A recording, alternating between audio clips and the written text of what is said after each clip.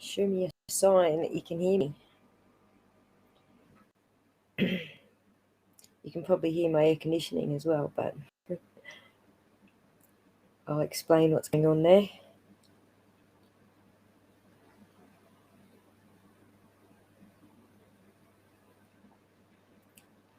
Hello, people.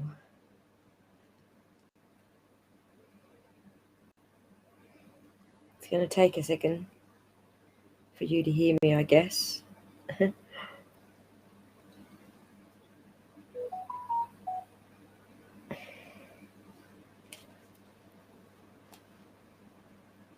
Is there anyone out there? And there you are. Hello, Aroa. Hello, Judy. Hello, Jackie.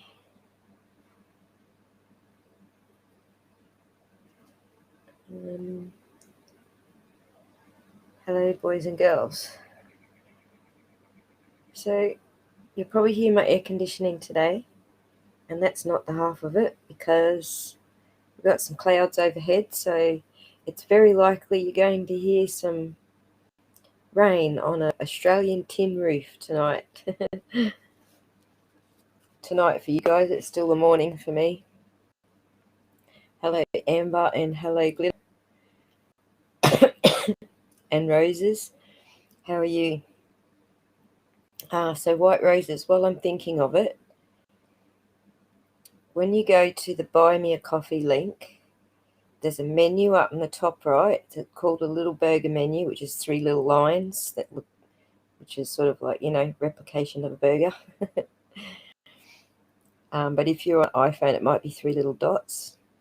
But yeah, click that and you'll see contact me there, and you can send me a message there and it'll give me your email address, and then I will contact you. No worries, Glitter. You should come and join us and play.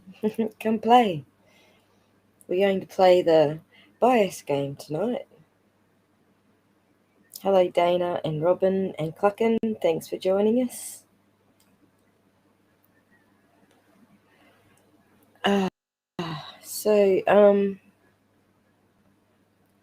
Yeah, lots of things seem to happen in a short period of time on YouTube, don't they? Have you all caught up with the Valo interviews? I'm just going to pop up on my TV stuff that has been happening today.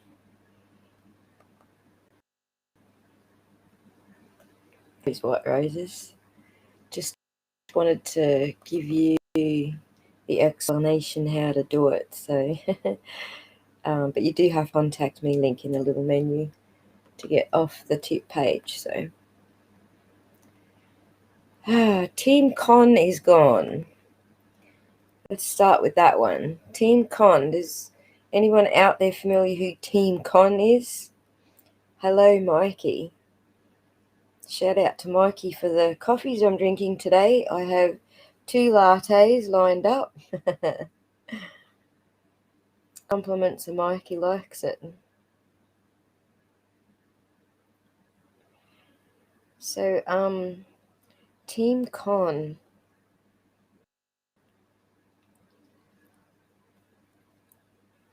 This is the Britney Spears case. So on the 29th of September, her new lawyer put an argument to the court about having her father removed as conservator.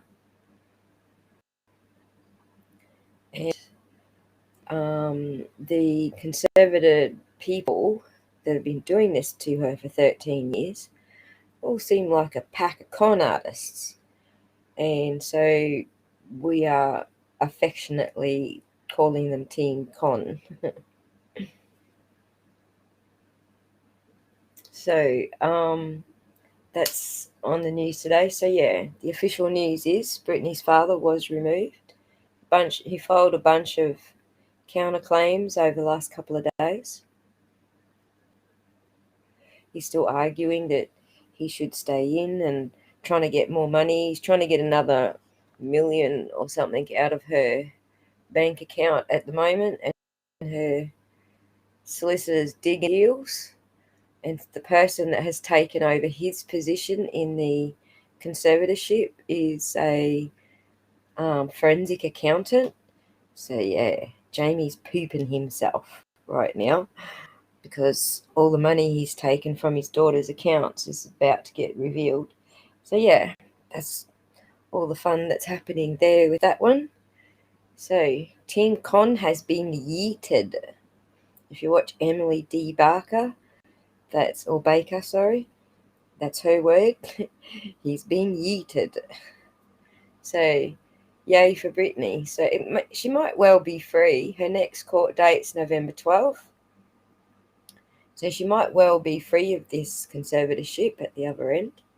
And hopefully America puts some effort towards creating some federal sort of guidelines that these conservatorships under the states have to follow.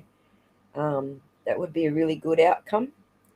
I sort of think that it had to happen to someone like Britney for it to go straight to the top into government, for government to listen to it. If it happened to anyone, it's happening to a lot of people actually. But there's a movie actually you all should go watch. What's the movie called? Let me think about the movie.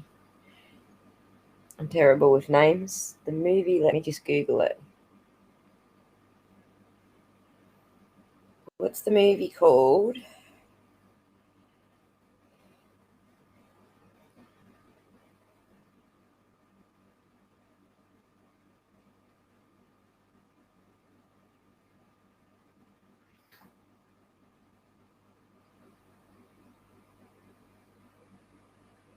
Conservator.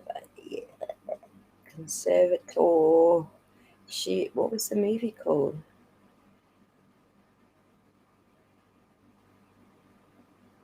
Something like We Love You Very Much, or I Care a Lot. There you go. Watch that movie. I Care a Lot. It's an awesome movie. And it's about these conservatorships, but it's how the cons work, and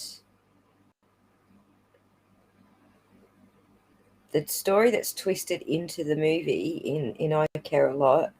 It's a woman who does these conservatives. She's a con artist, and she's like nabbed this woman, put her under a conservatorship, taken away all the rights, pretty much the same way Britney lost all of hers. Nothing wrong with the woman, but she turns out to be the daughter of a. So this is the twist plot. It's not quite the Britney Spears story, but the old woman turns out to be someone that this con artist that put her in the conservatorship wasn't banking on. So I'm going to leave it at that because I don't want to give you any spoilers. But go watch the movie I Care a Lot, and then you'll see what Team Con has been up to, kind of, sort of, on Britney Spears. And it's a lot easier than trying to follow the actual court cases and the legal jargon. But the movie's actually a really a good eye-opener into the back end of how that stuff works. But hello, Kathy. Thanks for joining us. So, yeah, so that's the first thing. Team Con is gone from Britney's conservatorship. Her new lawyer is kicking ass all over the courtroom. The judge is actually pulled her head in. Like, the judge was just giving Team Con whatever they asked for and just leaving Britney out of everything. The Judge Penny is finally cooperating there. And her father is no longer the conservator. Oh, yeah, and she's got a forensic accountant. Keywords, guys, because this shit is going to get messy. Team Con is in for a ride. they messed with the wrong lawyer. So if you want to hear the latest legal papers on that, go over to Emily D. Baker. She's got some updates on the filings that have gone to the court since September 29th, just in the last couple of days. She has a pretty good recap of them and what they mean to the grand scheme of things. And she likes, I like her, she likes to read out the footnotes, because all the dirt's in the footnotes, all the shade is in the footnotes. Similar problem in Sweden. Oh, there you go, White Roses. I didn't know that. I'm sure if you dig into the conservatorships, like, I'm not sure that it's called that in Australia, but I'm sure we have something similar. Sure, if you dig into them, you find that there is a lot of ways to con people. So we got just more diligent. Hello, Buster. Thanks for joining us. So yeah, there's that stuff that's just gone down. There is also oh yeah, you guys should head to The Scientific Skeptic and check out his stories, because he's awesome. If you want your news in a way that you can have a giggle and it's so freaking depressing, go and check out The Scientific Skeptic's channel, because he's doing the news, he's doing the shade. It's good stuff. Totally recommend it. He's telling me on the screen here that the interview room is back online. So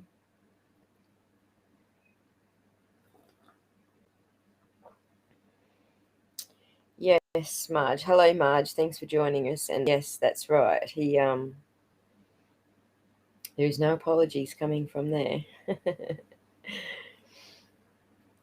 That's right. Aroa, he's awesome. She is awesome. Emily's awesome. And The Scientific Skeptic, he's awesome. Hello, Jenny. Thanks for joining us. Hello, Amber, if I haven't said hello already.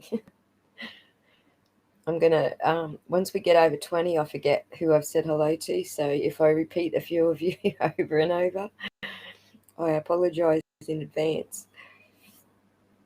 Yeah, he's Scientific Skeptic has just uploaded a video for the return of the Grey Nomad.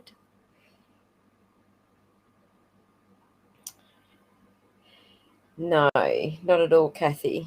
Certainly did not. No, and that's what our game is about today.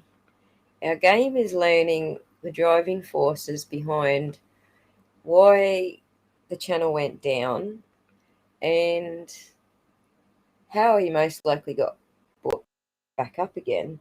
But most importantly, the reason we don't expect an apology.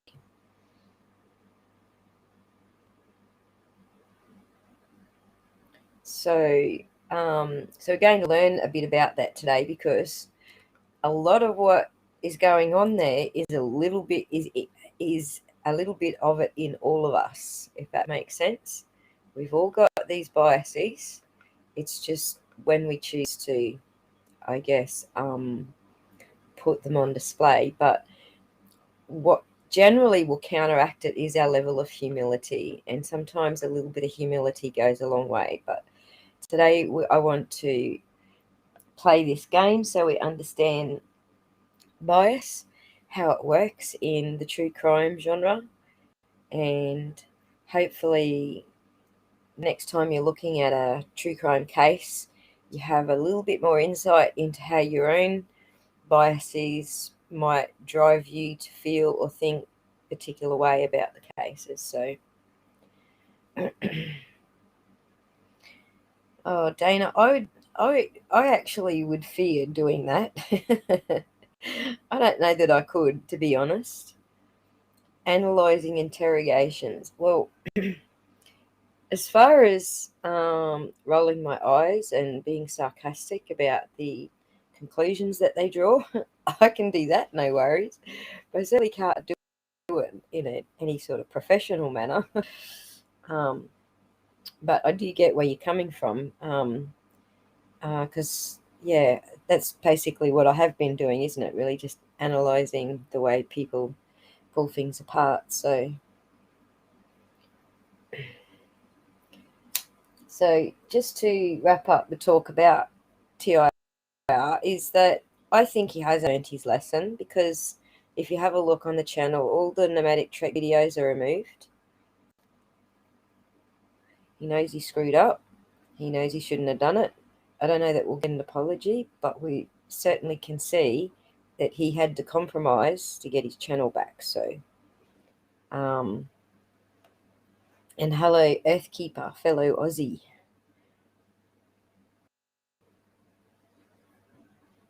Yes, it was terrible. The problem is it was already divided into two camps. It's just Chris joined a camp. That's all it ended up being. He joined a camp, and the camp is not a happy one.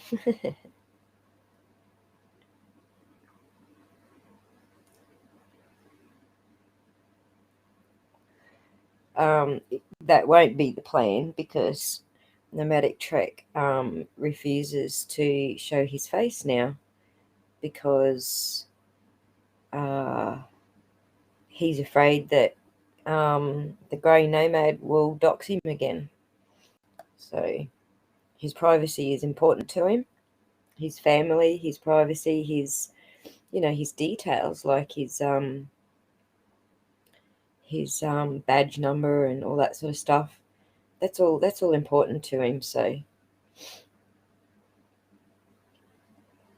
that is right, Marge. Today is about confirmation bias. Well, there's a little bit of different types of bias. So that's what we're going to play and sort of learn about 3 sort of types of bias, very briefly on 2, and then deep dive in on a type of confirmation bias. So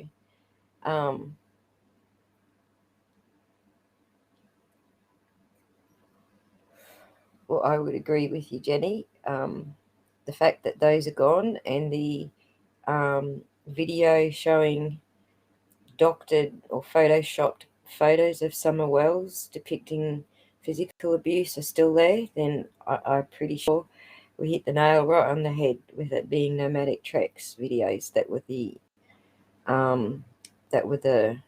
deal there. So absolutely. Yes, Geeky, we're just talking about that. We sure do. Hello, Marmite Pickle. And no, I don't suspect he will apologise to anyone, to be honest.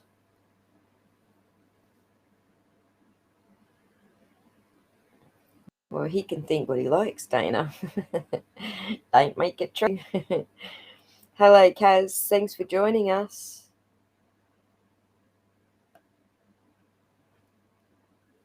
Okay, so that's that bit of news out the way.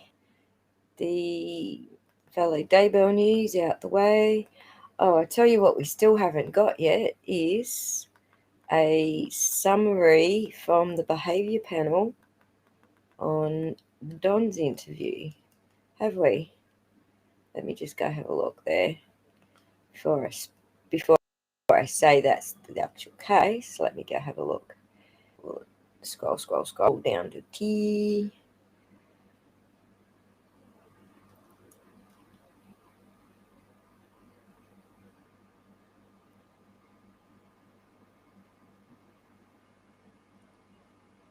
No, that's right.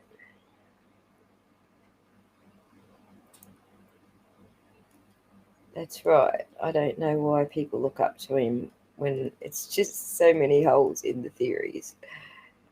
So many holes in the theories. Okay, the behaviour panel. Okay, they actually haven't done an analysis on it yet.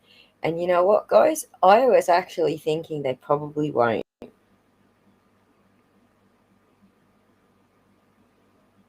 No, I don't think they will, Dana. I think that they won't do an analysis on the interview, because it sounded to me, when they wrapped up, it sounded to me like they were helping Don look into different characters involved in the situation. It did not sound to me that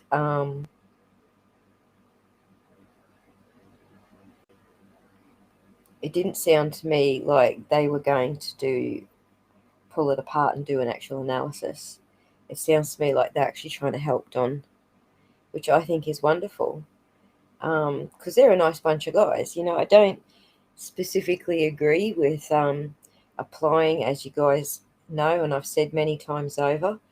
Hello, Mr. Positive. Thanks for joining us. As I've said many times over, I don't agree with taking this like typical behavioural model and as a cookie cutter and trying to make everyone sort of smash and fit that cookie shape. It just doesn't work. So, but I do appreciate that sometimes they get it a bit right, sometimes they get it a lot wrong. But what I do like is that they're respectful about it. Most times they're respectful about it. There's been one or two cases where they've showed their disdain for the person. And so you already know when they're showing that disdain straight up, you already know that they're going to give you a lopsided sort of view. So, hello, Matt. Thanks for joining.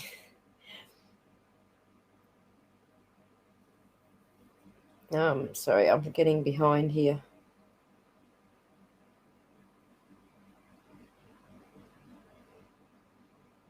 You reckon it'll be a couple of weeks, Evelyn? If at all they do one, you're probably right, but I'm not expecting it to be, oh, he acted guilty. I don't expect that to happen. I mean, because we already know, all of us here right now today already know Don's got an alibi. So, you know, to be able to get to Candace and get her interview, yeah, I don't think that's going to happen. As we've discussed 100 times already, she's already been down this road, so this isn't her first rodeo. She ain't talking to nobody. I know a lot of people are throwing shade on her for getting drunk and talking shit to Mary. I don't actually blame her for doing that. Pretty much everyone who's throwing shade on her for talking shit to Mary are all admitting that they get on the booze and they're a different person when they're drinking too. So, heck, who are we to judge? When I get on the booze, I just go to sleep. I don't even get tipsy. I just go straight to sleep. So I get a bit sick too. So I don't really mix very well with alcohol. I have a bit of allergy to it, I think.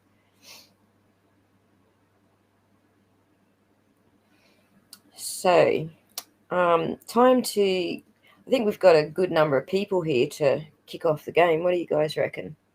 Time to kick off the game? Finish reviewing what's going on YouTube? Okay. Let me get a screen share up and see how good we're going to look. Okay, there. So I want to leave the chat on the screen. So if you're viewing by mobile phone, you might find it difficult to see the video portions, but some of it's actually written on the screen. So you might want to switch to a bigger screen if you want to play along. But I will read what I can. I've actually turned all the sound off, so I will read it out to you so you can hear the questions. And I'll repeat them a few times now. Let me knock that off. That off. Because it is an interactive game, I want you guys to type your answers into the chat. I'm going to leave the chat on the screen. Let's get a share.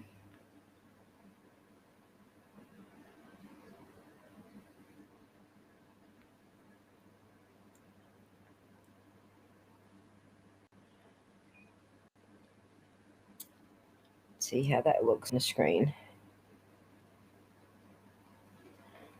So when we're doing the video parts, I will expand the screen out a little bit, but just while I'm talking to you, I will just have the screen sort of shrunk down a little bit like that for the time being. Can I get that any bigger?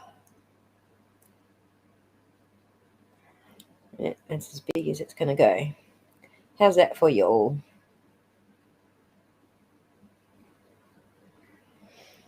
Yeah, could be a bit like the election, Jenny.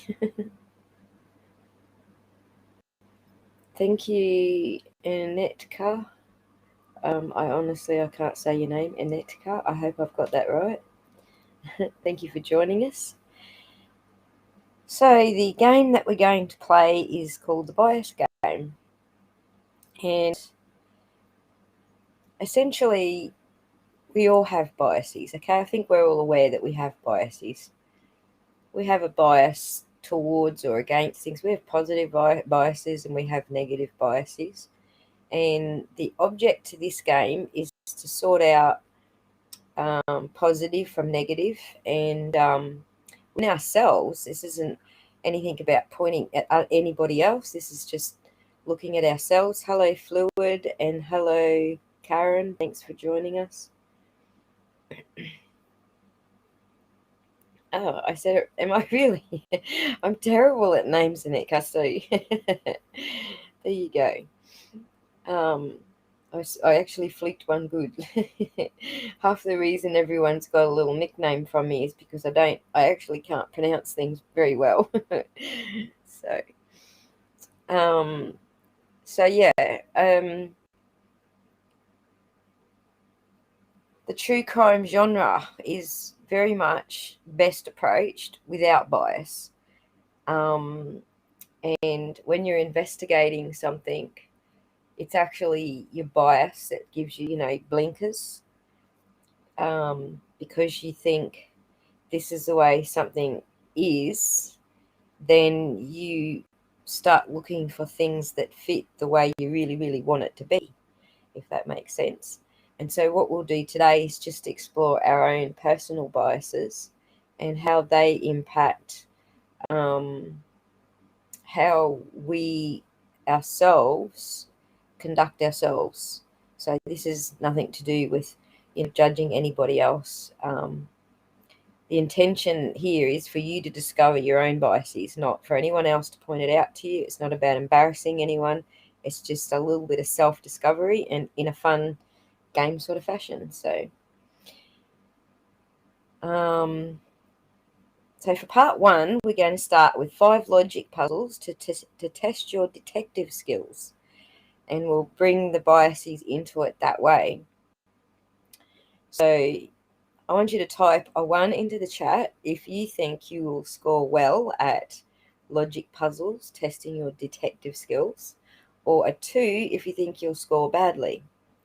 And have a think about how very sure you are about your answer, because we'll come back later when we add up your scores. We'll score, grab a pen and a paper so you can score yourself. And we'll add up your scores and we will measure that score against how well you thought you actually were going to do with this. So if you think you're a pretty good detective, type a 1. And if you think you're going to be not a very good detective, type a 2. A couple of 2s there, mostly 1s. So I will just start by saying, let me just flick over to my screen and we'll get this first bit up on the screen for you.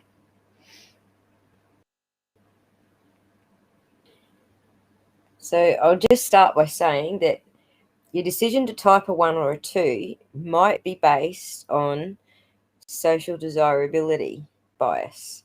So it's pretty self-explanatory bias, that one. It's how desirable you want to be to the other chatters in the room. It might be partly, it might be competitive. It might be a whole bunch of things, but, perhaps you might want people to think you're smart, so you might have typed the 1, or conversely, you don't want to appear like a smart ass, so you might have typed a 2.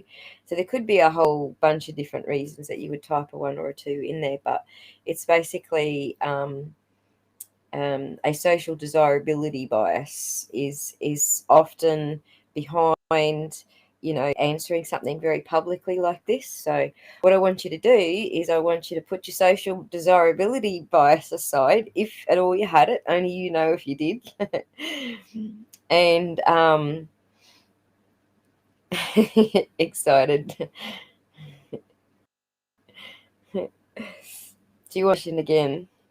Overlaw. The question was whether you'd be good at answering 5 logic puzzles to test your detective skills. And we've just decided that we're not going to have a social desirability bias while we play this game. Fair enough, you can type whatever you like on the screen from whatever bias you feel. But what we're not going to do is we're not going to compare each other's scores and see who was good or bad or whatever. This is really just a self-assessment for yourselves, okay? So, I'm not going to stop you from sharing your scores. It's fine if you want to share your scores.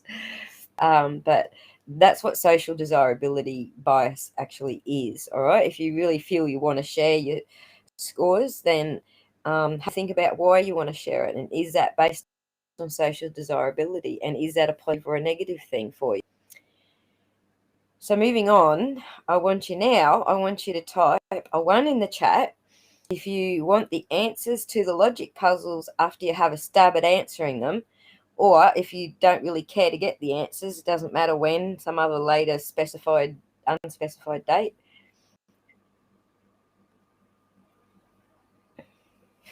Hesitation is no problem, Amber.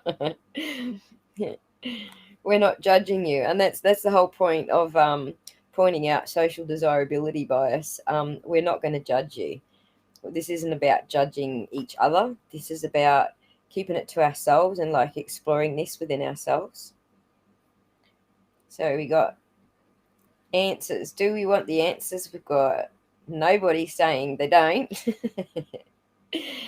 And this is called an anchoring bias. Out of curiosity, that's fair enough. It's flat out, yes, we do. And so what an anchoring bias is so in the case of no, these are not the 5 questions yet, Glitter. We got the 5 questions are actually a video. So I'll tell you when we get to that. You'll know because it'll be little cartoons that we're going to all sit and look at, okay? So where was I? Anchoring bias. It just fell out of my head. So we'd like to know if we're right or wrong while we're answering these puzzle questions so that we can move forward. And if we're right, it creates this peak feeling that we have from being right, or knowing that we've actually nutted that one out. But if we're wrong, it helps us to correct our focus and maybe watch the next puzzle a little bit more closely, because you might pick up there's some trick questions or whatever. But anyway, that's an anchoring bias that you're displayed there by answering yes, we'd like the answers sort of way. So but there's also negative anchoring biases, and one example of a negative anchoring bias is I have a phobia of spiders, so that's a negative anchor. And when it comes down to working out what's a positive anchor that you can actually use to your advantage, and what's a negative anchor that stops you from actually achieving something, or making better decisions, I guess. So that's the point of actually being able to know one from the other. So just with my spider phobia, for example, every time I go to get in my car and the bushes have overgrown and there's cobwebs on my car, I freak the hell out. I know as soon as I open that door, there's highly likely going to be a huntsman spider crouching in the door waiting to get in my car. And then because I'll freak out all the way wherever I'm driving. I'll just be freaking out the whole time whether a huntsman got in the car. And that's just, it's my own stupidity, because if I didn't have the phobia, I'd just cut the bloody, wouldn't I? Cut the bushes away from the carport. Anyway, that's just one example of, being aware of whether your bias is a positive or a negative thing. Like for me, it's going to get someone fucking killed on the road one day for sure. Like a spider's just going to crawl across the windscreen or across my lap, and that's it. We're all going to die. So, yeah. Absolutely hate spiders, Marmite. You refuse to go into the shed, right? Well, I refuse. There's a lot of things I refuse to do on the outside of my house. I get my landlords to do it. Well, yeah, we have deadly critters, but they're also bloody big critters as well. What you guys call a spider is what we call, a massive big critter.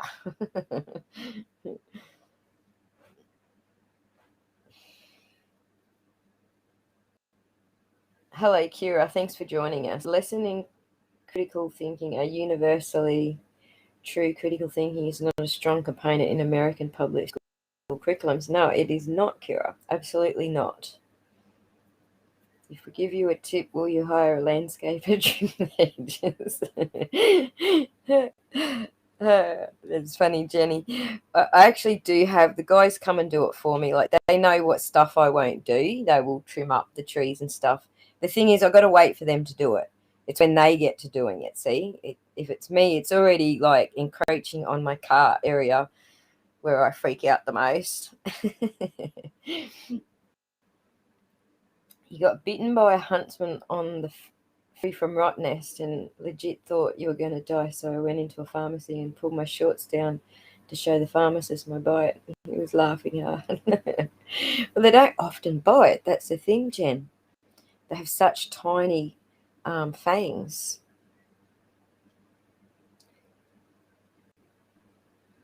A pet funnel web named Oscar. Eesh. I've got a pet funnel web out here in the garden. He's actually trapped under a brick right now. But yeah, I accidentally dug him up when I was building my deck. I was like, dude, you can just stay right there. Put a whole pile of bricks on top of him. So if he wants out, he's got to dig his way out.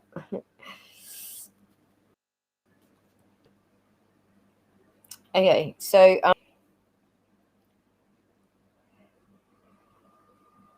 oh, that's funny, Kalea.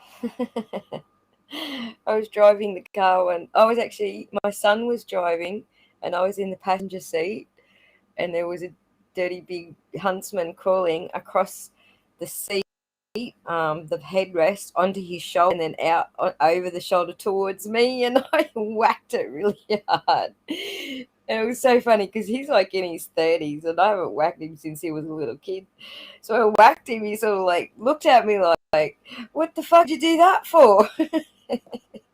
And I didn't even get the word spider out. Hey, I was like, splat. Before I even finished the word, he's like pulled over the car like in a great rush and jumped out the car and dancing around, making a big song and dance, like louder than I would have. It's pretty funny. He's actually got my arachnophobia real bad.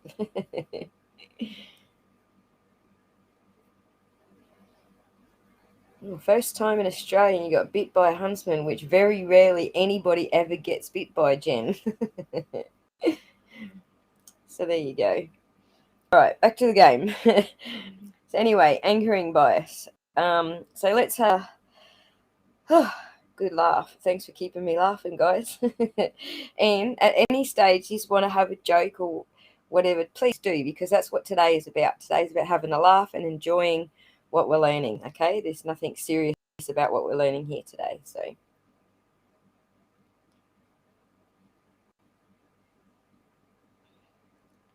cardboard boxes are the worst, aren't they, Everlaw? For sure. So I have an affinity to my pack of poison. I go and poison my little garden shed.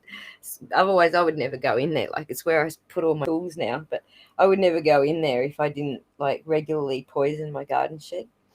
So it kind of makes me feel a little bit more like 10 foot tall and bulletproof. And I know I spray all the outside, I spray all the inside, I strip it all out once every 3 months and completely drench the place in poison and put it all back again. So that sorts that shit out.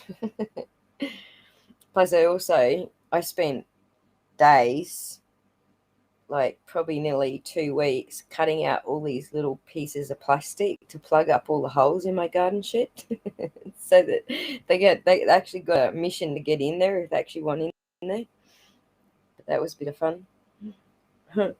Anyway, so yeah, back on to anchoring bias, which we sort of haven't left. We seem to all have an anchoring bias with our arachnophobia.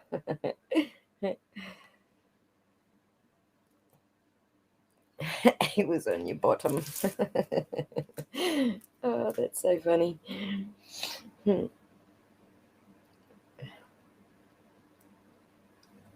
Yes. Didn't know chestnuts, but I'll give that a shot. Inside my house, I have a citrus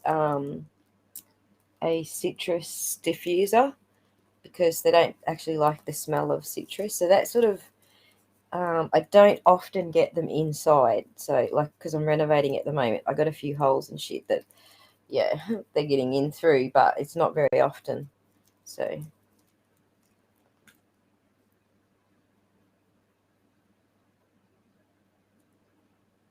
yeah, you do absolutely have to check everything. All right, so here's the video that I've got to sort of explain to you guys why anchoring bias has a correlation to true crime genre. Are you all ready? I shall hit the play button.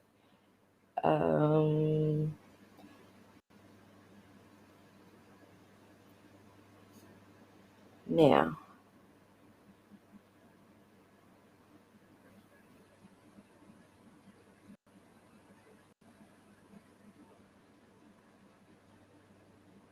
Or not. Today we're talking about anchoring. And to help you understand anchoring and its devastating effects, I'm telling you a little story, which...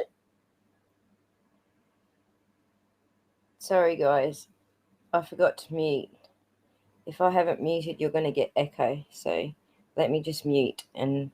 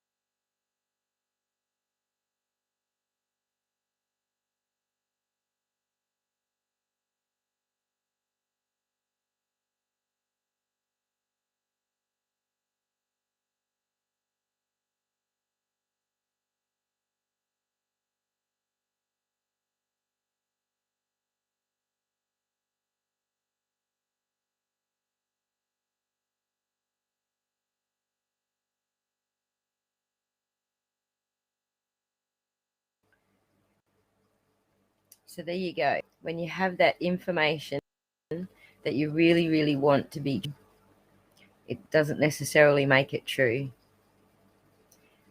Oh, did you not hear any of that? Serious? All right.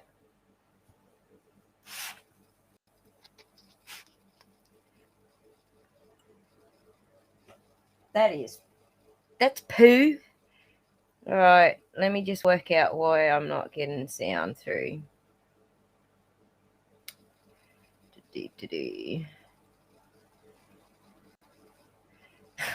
I'll play it again, but just hang about. Let me just work out why it's doing it.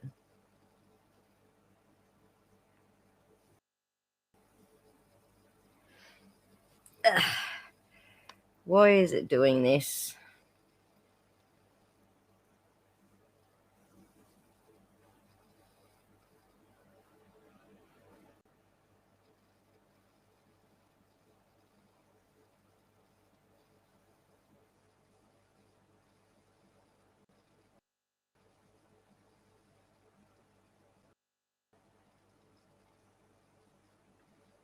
Share. It should be share with sound, I think.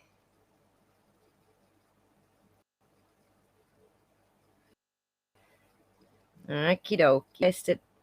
Let me just test it and see if we got sound this time.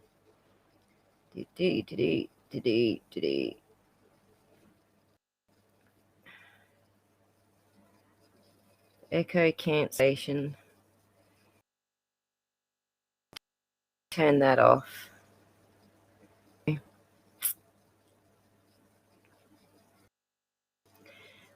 Let's give this a shot. All right. Tell me if you can hear it this time. Today we're talking about anchoring. And to help you understand anchoring and its devastating effects, I'm going to tell you a little story, which is a true story that Did you hear that? Hey, Rebel. Thanks for joining us, buddy. Did you guys hear that?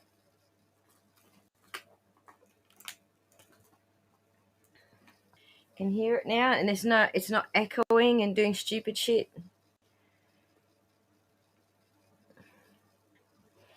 He was a lot of fun, wasn't he? Hi, Redshift $1. Thanks for joining us. Hello, Spy Waffle. Yes, so you can hear it now? All right. I'll start it again, just say it all again, and I'll shut the fuck up so you can hear it.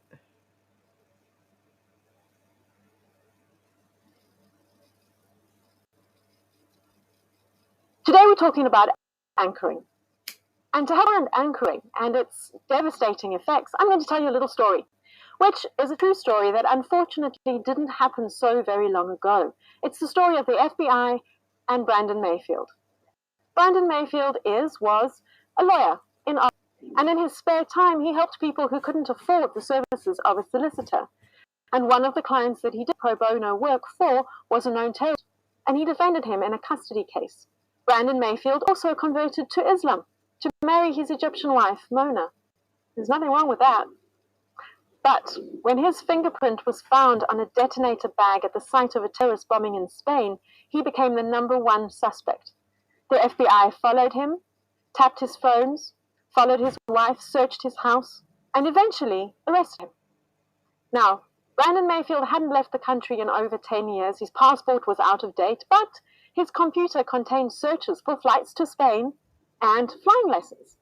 The FBI was so convinced that they had their man that they started building a case against him, and they had no problem doing that. But just to be sure, they got in an independent forensic expert who also confirmed that the print on the detonator bag was indeed Brandon Mayfield's. Things were looking pretty dark for him when, after 2 weeks of being incarcerated, the Spanish government came back and said, well, actually, no, we have found a 100% match on the detonator bag. The chap was in Spain at the time, and we've got a pretty good case against him. Brandon was released with a significant sum of money, an apology, and insight into some of the major failings of what happens with decisions as a group when we have a short piece of information that we really, really want to be true.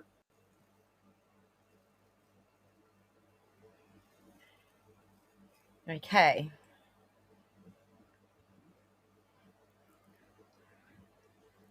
So did you get that? That's a negative anchoring bias. It's still a type of confirmation bias, but it's a negative type, and it is the Susie Carter's typing it. Are you a bit behind us, Susie?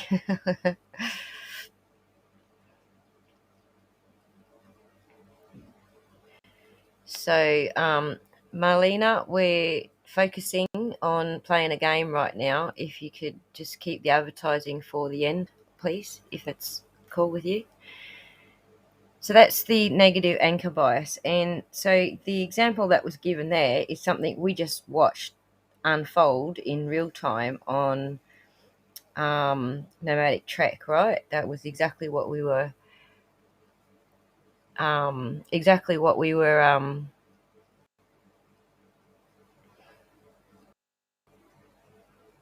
you guys need to catch up.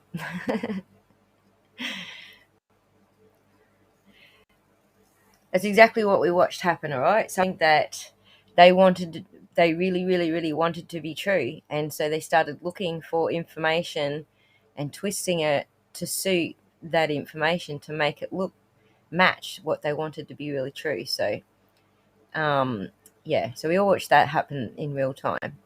But how it happened is what we'll explore now. Now we're going to play the 5 logic puzzles to test your detective skills. And at the end of the so while we're playing it, each puzzle you're going to give yourself a point if you get it right.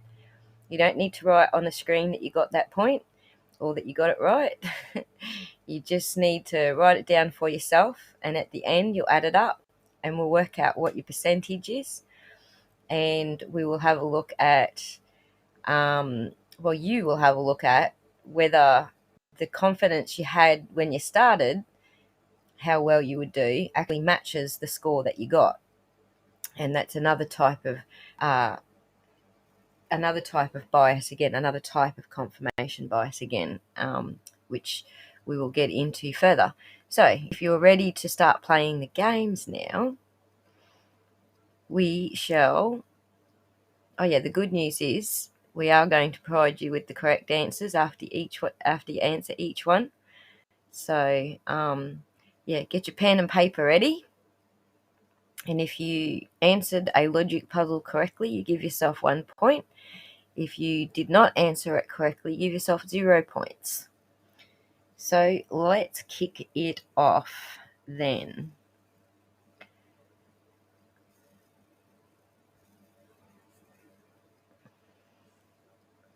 So there is no sound to these ones. And I'm just going to read them out to you as we go, okay? So here's the first logic puzzle. Ellie was a cloakroom attendant. She was killed in the restaurant she worked at. The police found her holding a jacket. They found that it belonged to the killer. Ooh, there's some earbuds. They held the last customers of the restaurant. Whose jacket is it?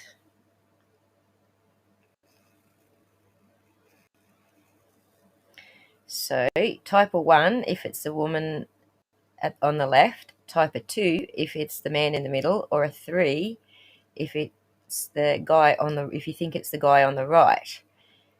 And type 0 if you want me to replay it so you can listen again. And this is the first start of the game, Anitka. We've just started, so you are right here on time.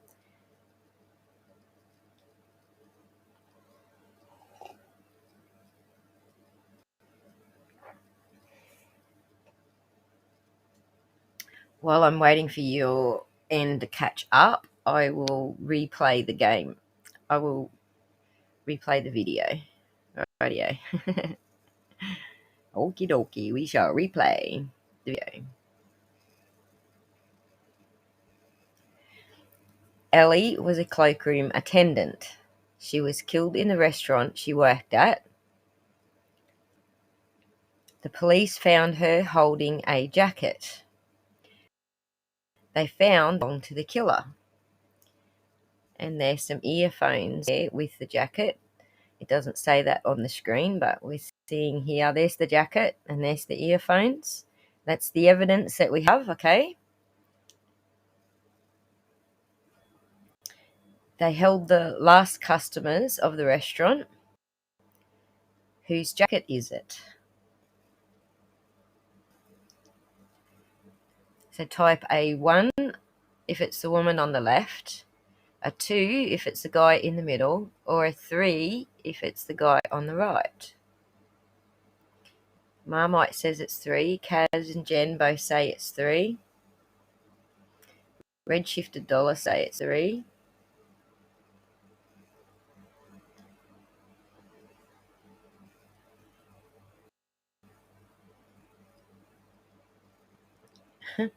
Whoops. Kathy says it's 1. Mikey says it's 3. Robin says it's 1. Glitter says 1. Margie says 2. Everlaw says 1. Well, are you ready for the answer? I'm going to make sure that you're all finished answering before I go and play it, so I don't cut any of you out. Okay, so here comes the answer. It'll be 7 seconds.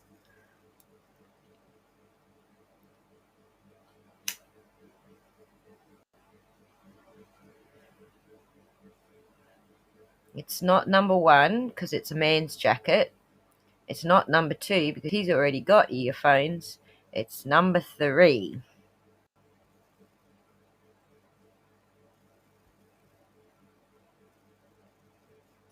So if you got the answer correct, give yourself a point. And if you did not get the answer correct, don't give yourself any points. And you need to score your points like at your end so that you know which ones you got correct and incorrect. Because we will actually work out a percentage of your score and compare that with how confident you were that you might do well at this game. So we're ready for logic number 2.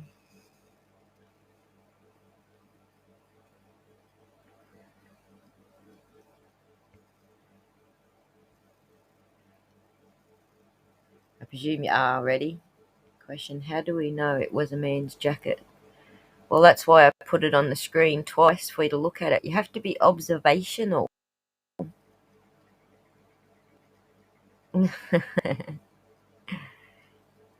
It looks like some of you still haven't caught up, so because he's in a restaurant and depending on what type, tank tops are not permitted in them. Well, that was pretty good deduction, Anika. But yeah, the fact that it was a man's jacket was the biggest clue, so.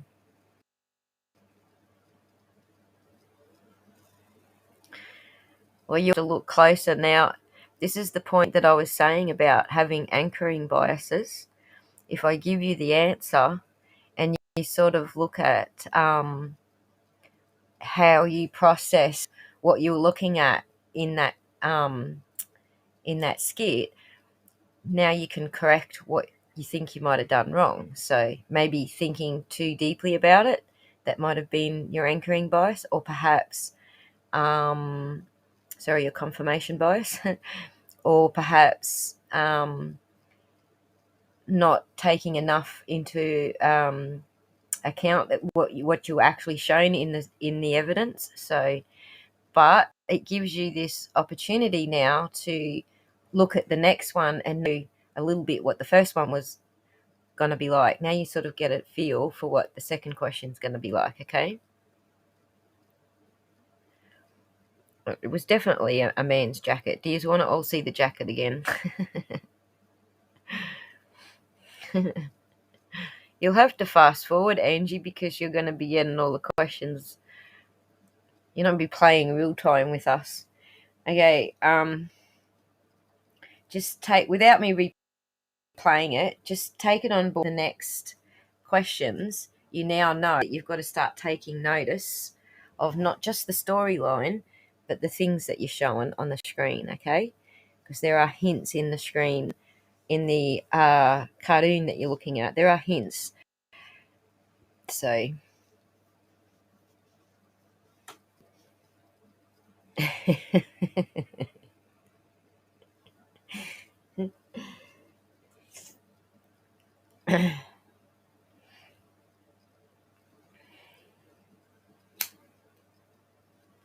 I'm just waiting for you all to catch up. Ready for the next one?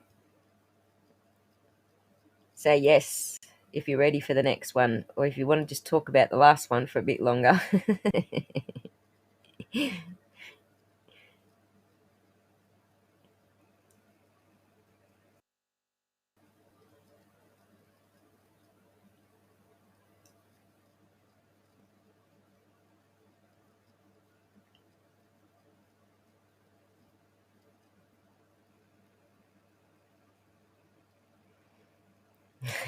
All right. Okie dokie. Sorry, we do have a delay, so I'm sorry if yeah, that's making things difficult for us.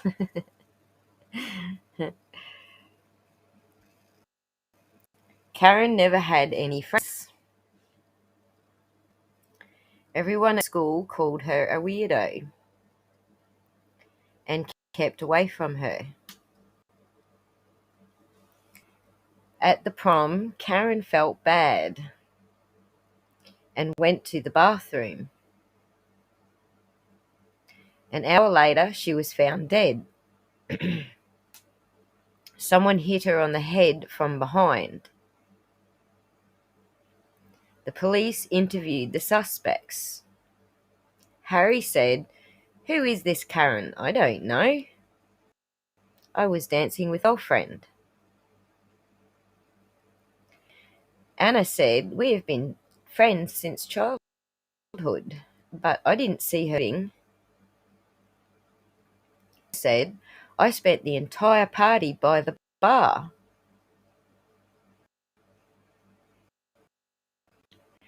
So who's lying? Again, from left, 1, 2, and 3.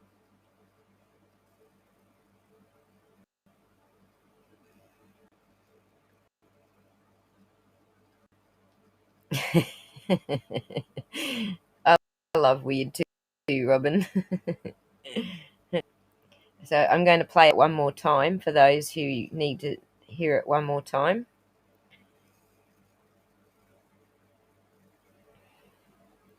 Karen never had any friends. Everyone at school called her a weirdo and kept away from her. At the prom, Karen felt bad. To the bathroom. An hour later, she was found dead. Someone hit her on the head from behind. The police interviewed the suspects. Harry said, "Who did this to Karen?" "I don't know, Karen." "Oh, sorry, who is this Karen?" "I was dancing with my girlfriend." Anna said, "We have been friends since childhood, but I didn't see her leaving." Helen said, "I spent the entire party by the bar."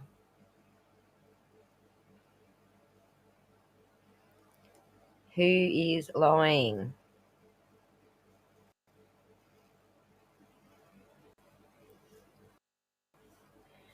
Number 1, Kathy says 3, Margie says 1, 1. Well, I missed a lot. 3, 3, 2, 2, 1, 3, 1, 1, 2, and 3. The girl, Jen. That's a pretty good bet.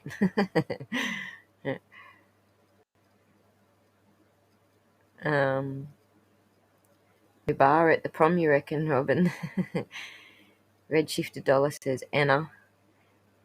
1, 1, 3, 1, 1. Okie dokie, tell me when you're ready for the answer.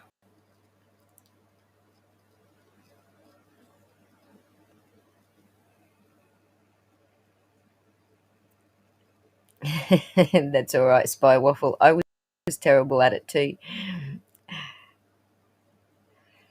Are you ready, guys? Ready for the answer?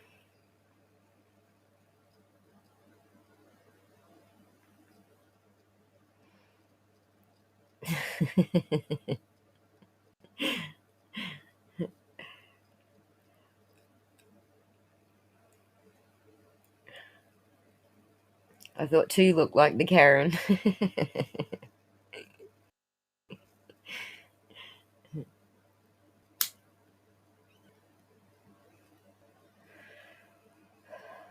The answer is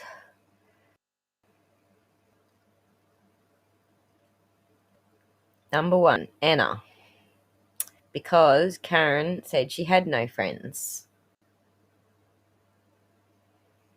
So if you answer correctly, give yourself another point. If you did not answer that correctly, give yourself 0 points.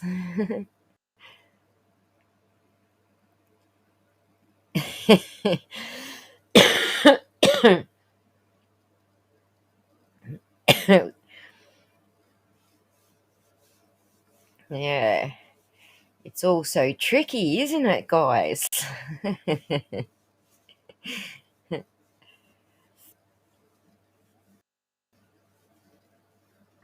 So now we're going to do the next one because you guys are a little bit behind me.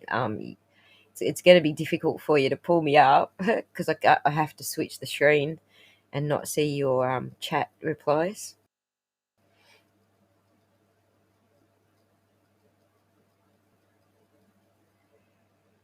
No worries, Evelyn. Give yourself a point. That's right, Spy Waffle. But it was actually the detective who was telling us the story that said Karen had no friends. Okay, so are you ready for the next one? Here's the next one coming up. Logic puzzle number 3. Andrew was found dead in his apartment. 3 suspects were around when he died: Anne, Mike, and Otto. Anne strikes again. The police found a note with a hint to his murderer's name.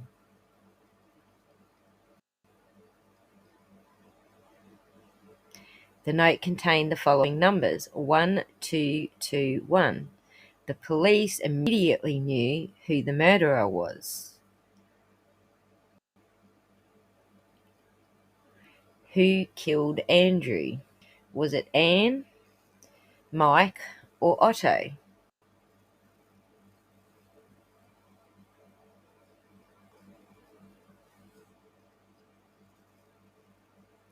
Number 1 for Anne, number 2 for Mike, number 3 for Otto.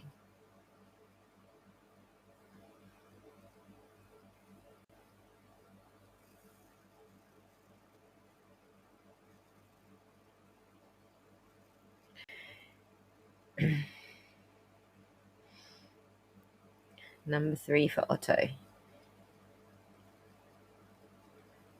We've got 3 answers up. Otto's. I don't really need to replay this one for you because, he was killed and there was a note and there's the note. It's on the screen.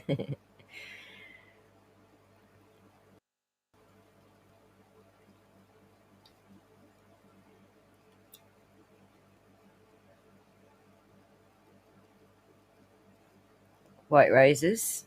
It's Andrew was killed. There's no other hints, just the note here that's on the screen. The note read 1221.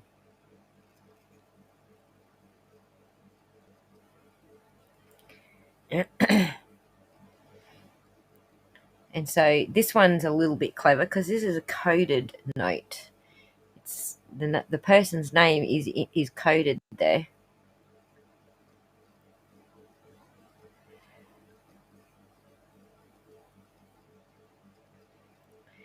So, okay, I'm going to do the answer now. There's always 7 seconds. You see the little stopwatch turning. There's always 7 seconds before it actually shows us the answer. So that gives you guys time to like catch up with what I'm at this end because there's a delay. The murderer was Otto. Ta-da! And now we'll show you why. The 1221 stands for O for 1, T for 2, T for 2, O for 1. Otto. So there you go. That was a very simple little code type question, that one. Give off 1 point if you got it right, and 0 points if you got it wrong.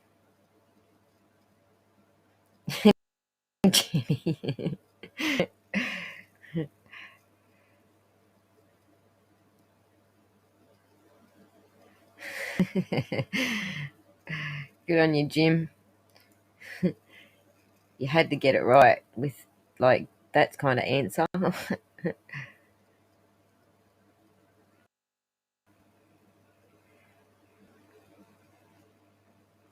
C cipher, correct, Redshifter Dollar. It sure is. Can I just call you Red? Because like it's such a mouthful to say.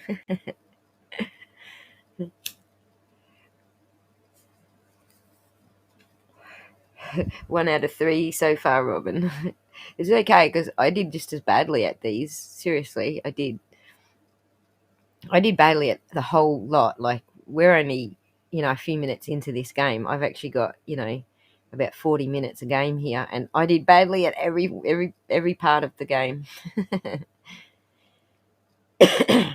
Right, this Anne chick, she's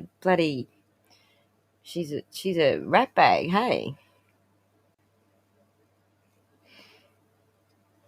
Yes, that's right, Robin. These are logic puzzles. They're not really, proper detective stories. They're just logic puzzles. So we're using our critical thinking and logic skills rather than our full detective skills. Okie dokie. So we're ready for logic puzzle number 4, are we? Are y'all ready for number 4? Hey, Jim, keep an eye on this Anne bitch, man, because she comes back shortly. She's bad news.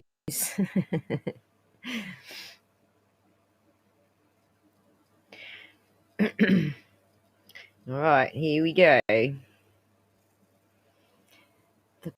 police have got a message that a drug smuggler's going to run away to another country today. They immediately came to the airport with a composite sketch of the smuggler.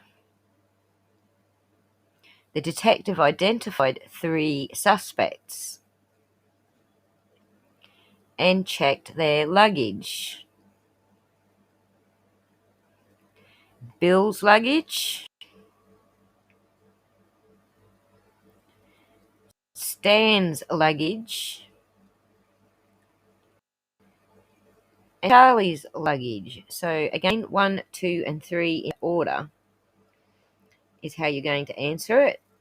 1 for Bill, 2 for Stan, 3 for Charlie. Now, I'm going to replay it one more time for those who want to hear it again. For those who just want to answer, go ahead, but I'll just play it through one more time. The police have got a message that a drug smuggler's going to run away to another country today. They immediately came to the airport with a composite sketch of the smuggler. The detective identified the suspects and checked their luggage. Bill's luggage, Stan's luggage, and Charlie's luggage. So, who is the smuggler? 1 for Bill, 2 for Stan, or 3 for Charlie?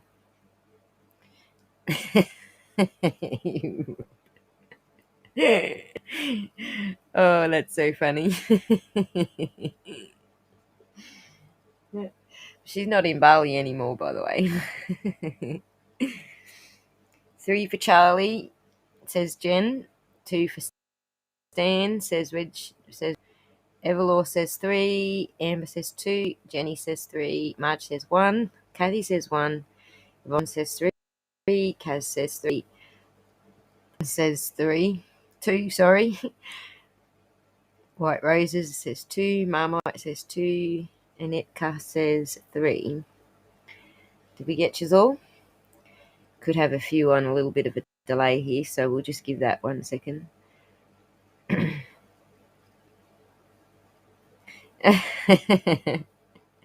That's all right, Spy Waffle. The object of the game was to determine whether you would be good or bad at it. And if you said you were bad at it and you actually did score badly, then you would have some proof that you actually were bad at it. So the object wasn't really to be good at it. It was to be whether the object of him was judging whether you could accurately identify how well or bad you would do.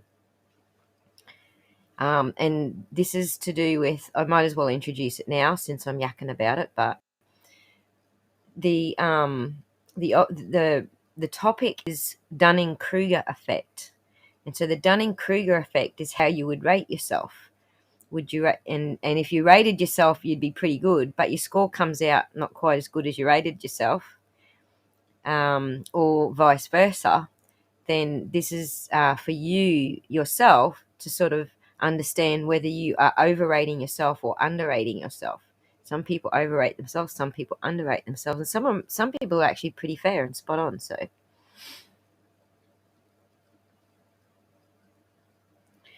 definitely the cop, you reckon, Kaz? Choice between Chappelle and the cop. All right, so I'll play the answer for you now.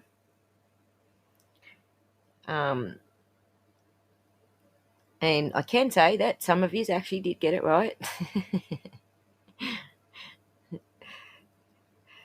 There you go. Charlie, he doesn't need it if he is really blind. He doesn't need a torch if he's really blind. So that must be where he's hiding the drugs. All right. So there's your answer.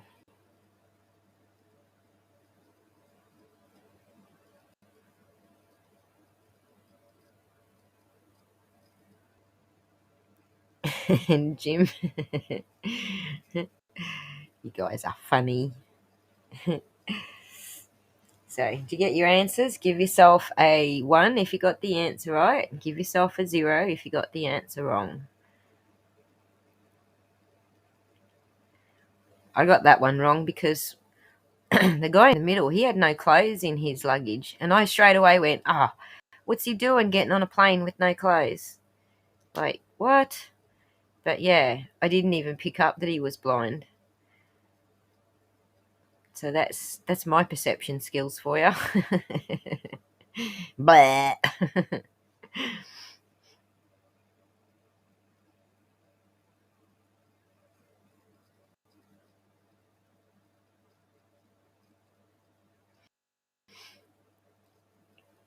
All right, so I'm going to play the next one because you guys are behind me.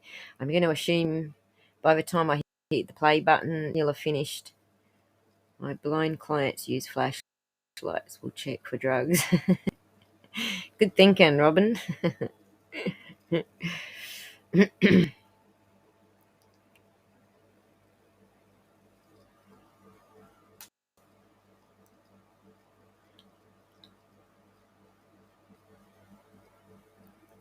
So you had a positive bias, like thinking because he's blind, he wouldn't have been the drug smuggler. Is that what you're saying, Amber? I think that's what you're saying. I thought 2 had a big wad of cash. Good on yous. All right, so I'm going to press the play button for the next puzzle. Now that we've finished having a giggle about the last puzzle.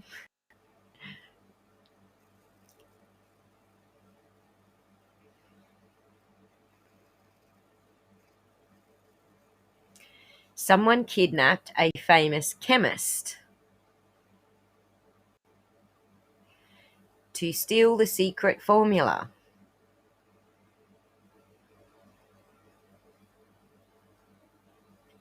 He asks for one call to his wife, a detective. But they are listening to what he says. Ring, ring, ring, ring. Honey, my colleague asked me to write my 34th article for a magazine. I have to miss our 51st anniversary trip to Rome, so sorry.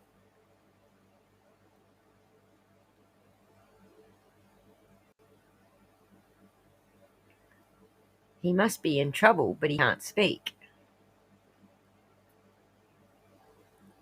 He said, colleague, who is next to him?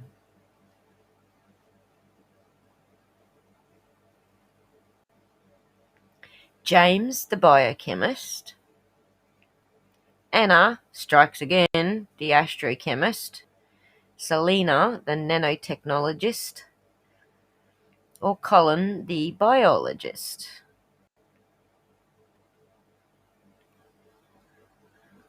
Who kidnapped the scientist?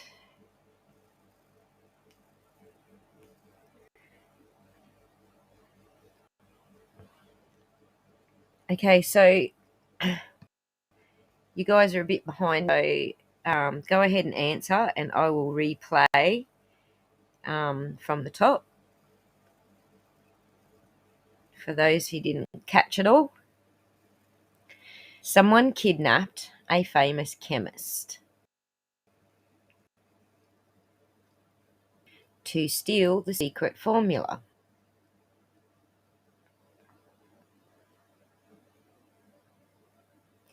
He asks for one call to his wife, who's a detective. But they are listening to what he says. Ring, ring, ring, ring. Honey, my colleague asked me to write my 34th article for a magazine.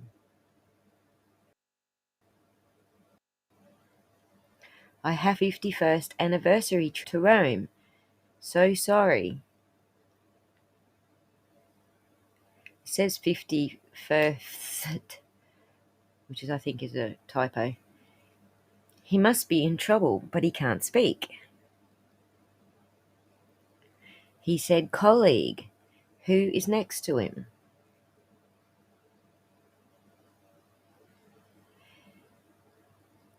James, the biochemist. Anna strikes again, an astrochemist. Selena, nanotechnologist. And Colin, the biologist. Who kidnapped the chemist?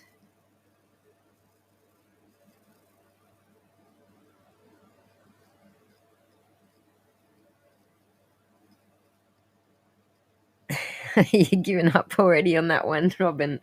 This is a code again. This is another code.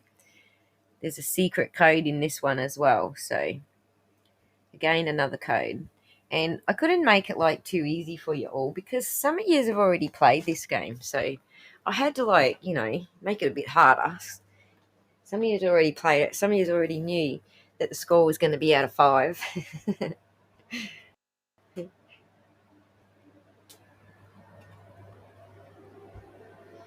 Hello, Ali. Thanks for joining.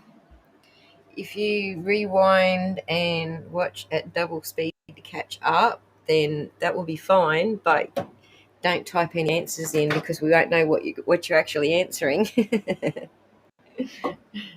You can just play from now if you like, Ali. Just been doing some detective skills, but I'm pretty sure you will be on to what we're actually up to here. Sooty, you reckon, Jen? Like 10 more times, Amber. You reckon it's Astro Anna? I thought Jim was going to answer Anna just for the I thought Jim was going to answer Anna just for the heck of it. Oh, what are you doing to me? Do that again. Sally strikes back, Matt.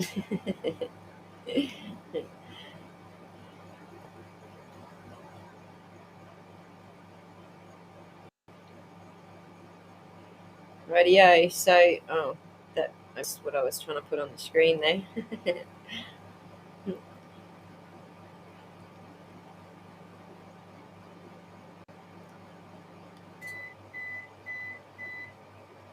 Yeah, no worries, Ali. So we're just looking at testing our detective skills and our confirmation bias. The Dunning-Kruger effect is what we're looking at right now. I asked everybody if they thought they would do well at this or if they thought they would do badly. So now we're just playing it to see whether they actually do well or badly. So I'm sure you know what I'm up to. I'm pretty sure Ali Cat's the one that does this sort of stuff for a living. I could have the wrong person there. Please do say so if I've got my people mixed up.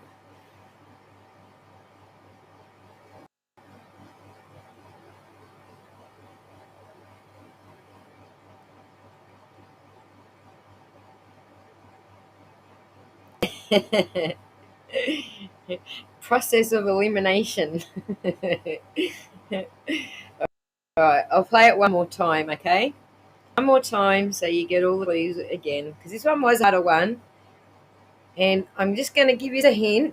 It's probably going to give you all the answer, but here's the hint, alright? Take notice of what's in the picture of the scientist. The hints are there with the scientist. Someone kidnapped a famous chemist to steal the secret formula.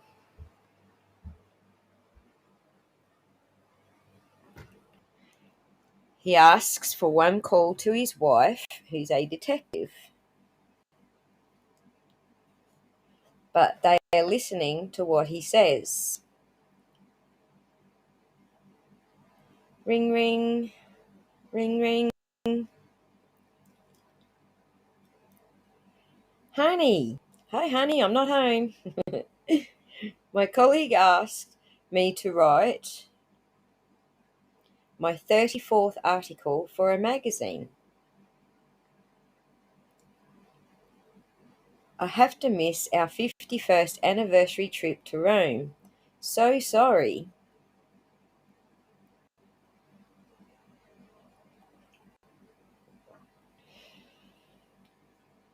He must be in trouble, but he can't speak. He said, colleague, who is next to him?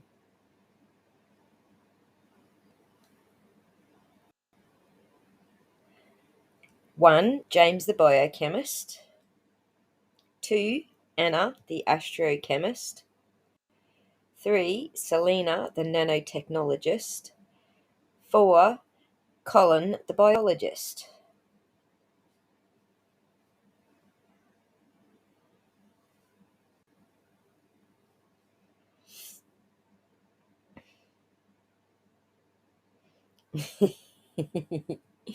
Trying to cheat, Robin.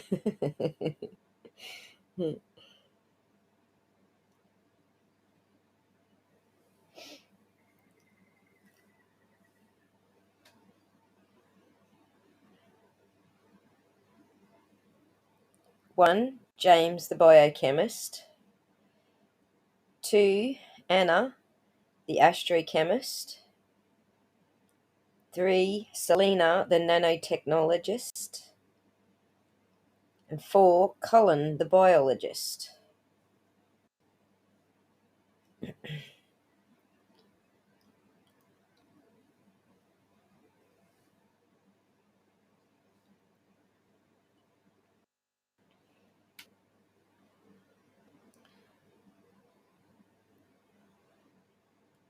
I reckon it looks like a phone.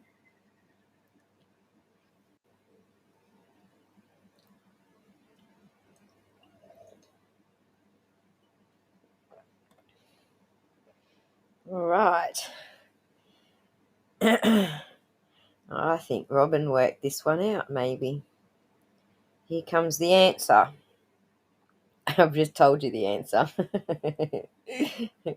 Oops.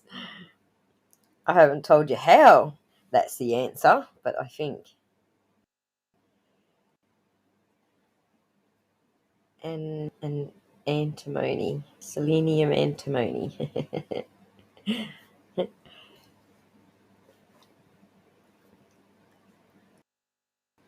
I say 4 because he's the only non-chemist. Sticking with 4. Alright, here comes the answer then, guys.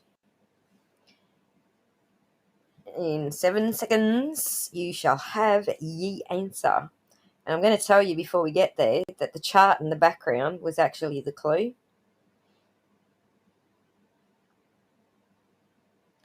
Her husband encrypted the name in his message. 34th chemical element is Se. And the 51st, as in the Roman numeral 51, which is Li. So it was Selena. Woohoo! So whoever worked that out, give yourselves a pat on the back, because I sure as hell didn't.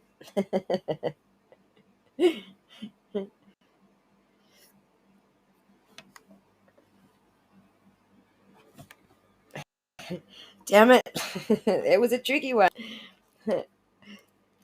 So it pays to pay attention to details, and in some cases, less attention to detail, like not overthinking it. So there you go. Damn, Jenny. So was I, and I didn't answer it properly either. I just didn't, being Aspie, I actually didn't pick up the detail, believe it or not, of the background. I was paying attention to the detail of the people. I was looking at everything they were wearing. I was looking if they had gloves on, if they have a hat. And I was looking at all the details. So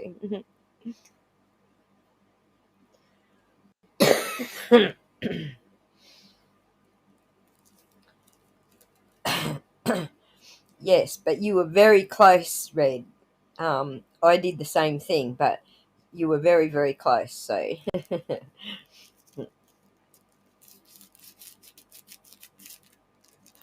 so there you go. Give yourselves a score of 1 if you got it right, and a 0 if you got it wrong.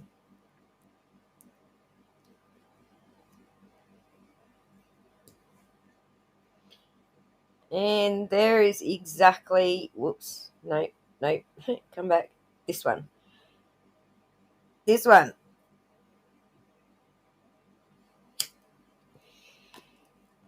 That is exactly what the Dunning-Kruger effect is.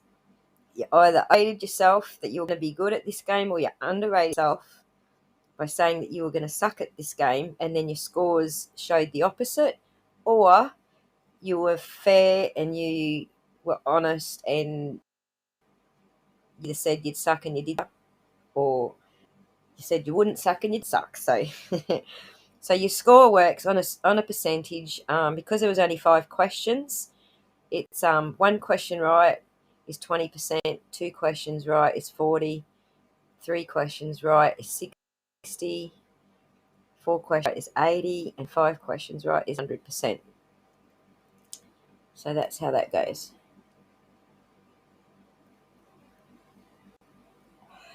You've already played this part of the game anyway, Lizzie, so you just get up where we left off last time.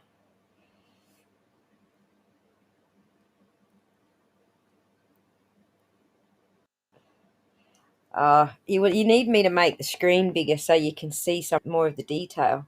I am sorry. I have been forgetting to do that, and I apologise. Absolutely forgetting all around. I will try to remember to do it.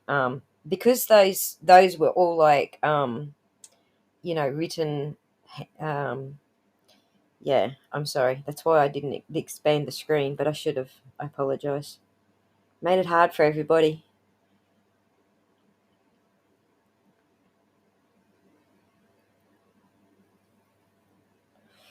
So there you go.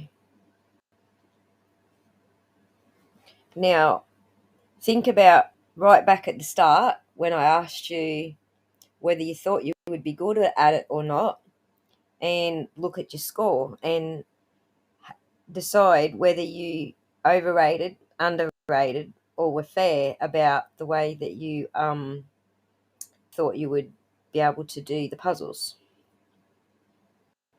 You don't have to tell us whether you were fair or underrated or overrated. It's just a personal thing to look at for yourself. Like, we don't need to worry about the social desirability bias. We don't need to worry about our anchor biases. Just keep it to yourself if you want to, and it's okay if you want to share it as well. So.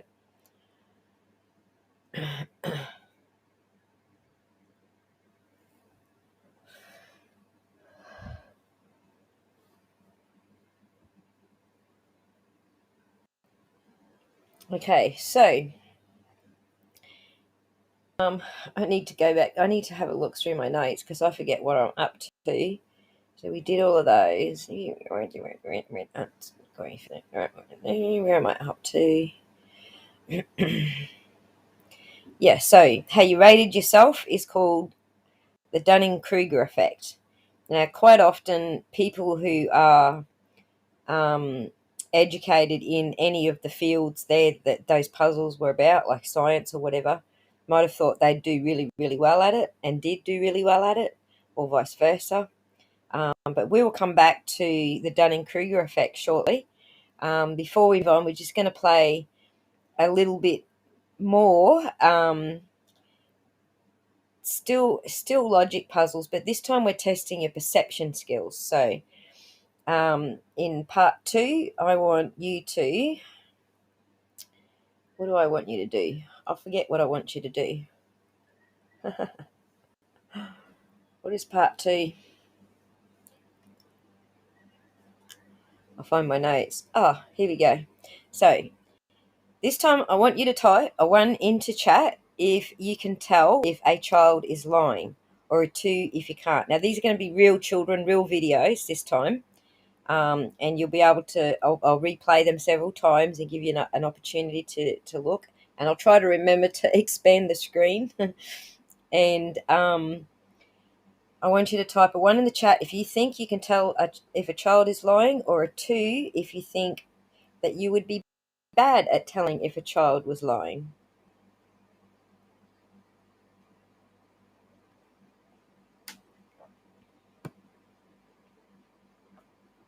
I didn't want to knock the chat off the screen because it's kind of part of the visual replay, playing the game, watching the video back later. But that would have given us a better view of what was going on my screen. So I apologise for not expanding the screen for you. So we've got 1s and 2s, bit of a mixture there. So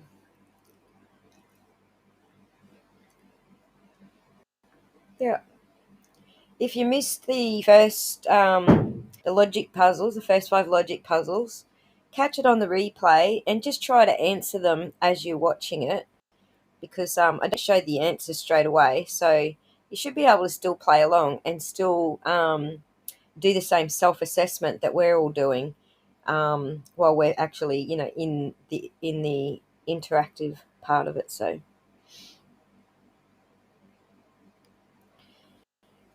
You haven't missed it, Robin. The question was, can you tell a child is lying? 1 for yes, 2 for no. Jenny 1.5.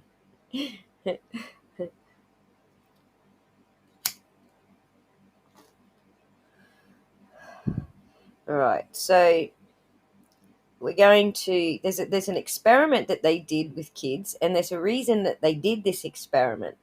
And so what we're going to do is we're going to have a listen to Dr. Lee talk about the experiment, and then play the game, and then listen to what Dr. Lee says afterwards as to why the experiment was performed on these kids. So this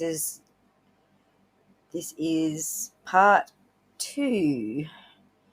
Gosh, I can't see things very clearly. Here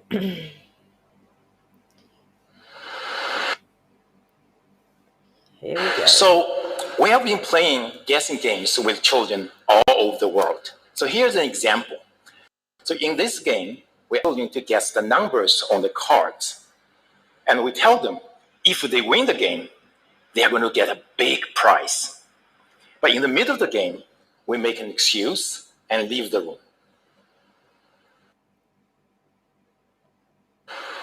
And before we leave the room, we tell them not to peek at the cards. Of course, we have hidden cameras in the room to watch their every move. Because the desire to win the game is so strong, more than 90% of children would peek as soon as we leave the room. The crucial question is, when we return and ask the children whether or not they have peeked, will the children who peeked confess or lie about their transgression? So I'm going to show you 2 videos. In the videos, the children are going to respond to a researcher's question, did you peek? So try to tell me which child is lying and which child is telling the truth. So here's child number 1. Are you ready? Are you ready? Is everybody ready? You're going to tell which of these 2 children is telling a fib, all right? Did you peek? No. And this is child number 2. Did you peek? No.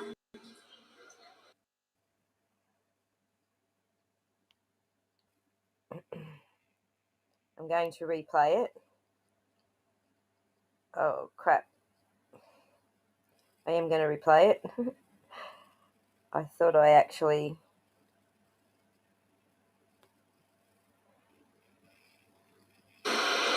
And this is child number 2.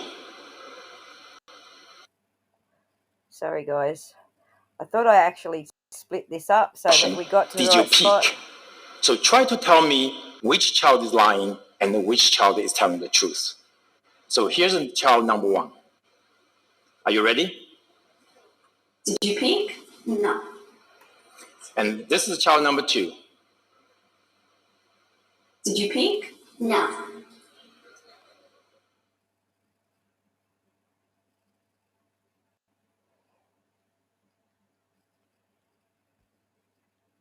There's your choices.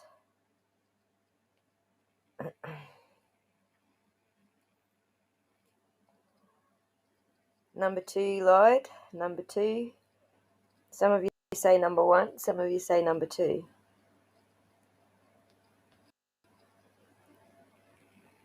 Well, that's actually a very good answer, Spy Waffle.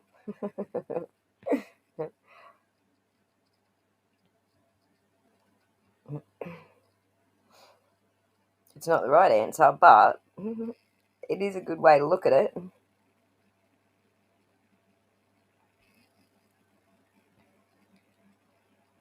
Come on now, play nice. My screen's being silly to me.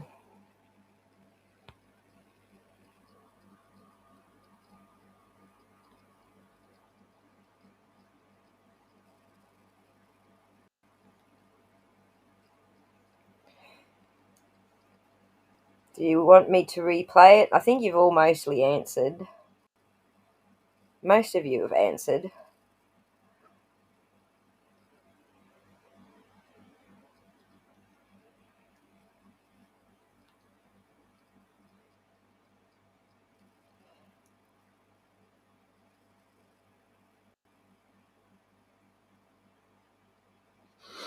Okay, so as a matter of fact, child number one is telling the truth. Child number two is lying. Looks like many of you are terrible detectives of children's lies.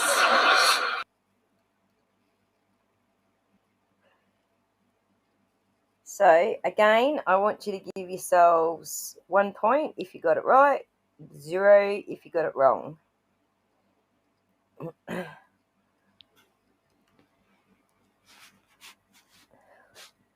So, one of the things I find interesting about that video snippet is everybody falls for the Duper's Delight in that one, and it wasn't Duper's Delight.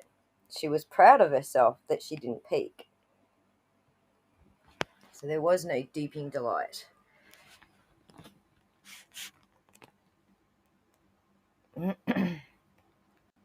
They both actually had a little smirk, really, if you really want to put it down to it. It was if you were going to go with Duper's Delight, then you had to actually look at both of them because they both smoked. So there you go. Again, we're doing the same experiment with ourselves. It doesn't matter if you got it right or you got it wrong. We're just looking at the first question I asked you was, do you think you would be good at telling whether a child is lying or bad at telling whether a child is lying? So most of you thought you could pick with if a child was lying. So now I'm going to give you 4 kids this time. So 1, 2, 3, and 4 for your answers, or all 4, or 1, 3, and 4.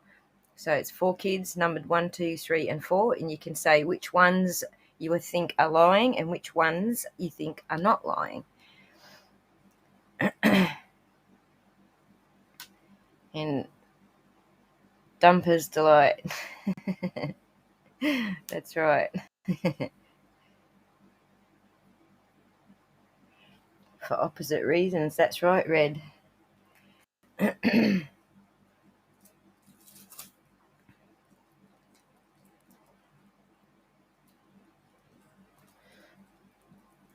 So yeah, we actually do get a synopsis by Dr. Lee at the end of this, where he explains why they did this experiment, and what Spy Waffle has said here is very relevant to why they did this experiment with the kids. So, okay, so now we're going to have 4 kids. We're going to write numbers 1 to 4, all 4, or just which numbers you think are lying. Leave out the ones that you think are telling the truth. Just write the number with a comma out of the 4 kids who you think are lying this time, okay? So here we go. You did not touch, right? You did not smell. You did not think about taking a piece of cake. He's saying he didn't have any cake. But is he lying? There's a piece missing because I counted all the pieces before I left. What? Another denial. You think he's telling the truth? Did you taste any of the cake? Not all? Not even a taste? Not even a touch?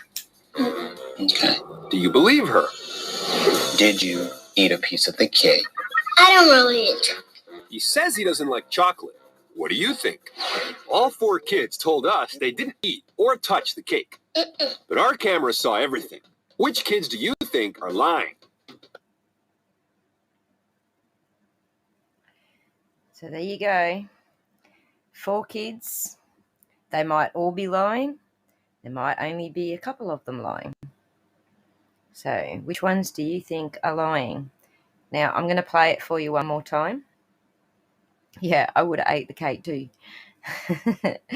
Me at that age, absolutely. Chocolate, no chance. I mean, what could they promise me afterwards that was going to be better than chocolate cake, really? I'll do it again, all right? I shall play it one more time.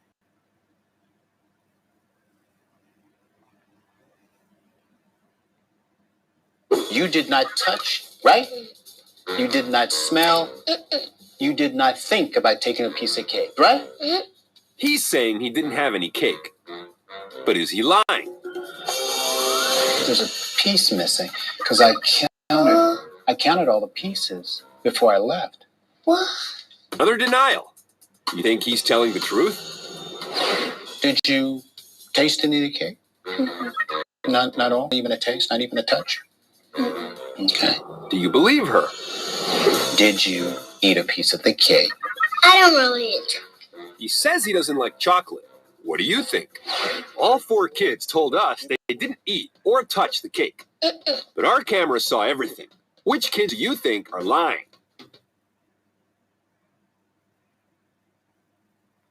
Here you go.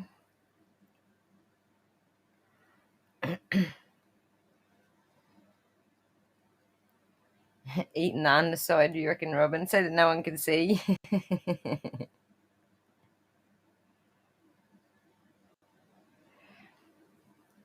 If you're having skippy leggy problems, try leaving the stream and coming back again, and that should fix it for you. Yes, Ali, it is the marshmallow experiment. Sort of. In a way, the marshmallow experiment was actually a slightly different reason that they were doing that experiment. This one is about the purpose of lying, like establishing the purpose of lying, learning to lie. What is the purpose of it in life? Like, does it have a purpose? So the answers we're getting are 2 and 4 didn't eat the cake. 2 and 3. 2 and 4 are telling the truth, Red. You're supposed to tell me who's lying. 2 and 3 are lying. 1 and 3 are lying. 2 is lying. 1, 2, and 3 are lying from Jim, and all 4 from Aroa.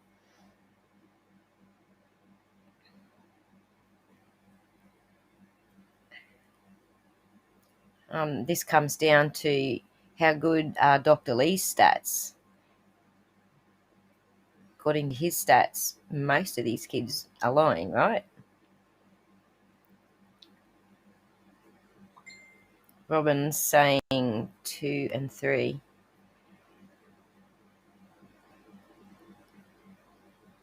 White Rose is just saying 1, 2, and 3. Matt agrees, all 4. Lorraine says, hello, Lorraine. I'm sorry if I haven't greeted some of you that have come along. I'm trying to follow my notes and keep stuff like on the screen, and oh my goodness, I'm not multitasking very well today. Yes, White Roses. What marshmallow experiment was about impulse control.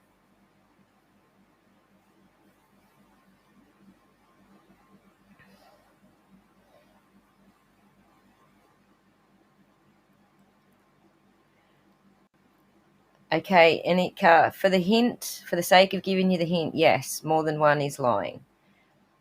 So, when you're ready, because I don't know who's seen the video now, and I've also got someone who had to leave the stream and come back. So, when you're all ready, I will give you the answer.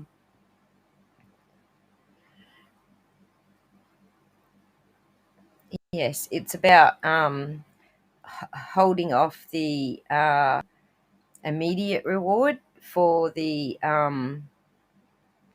larger reward later.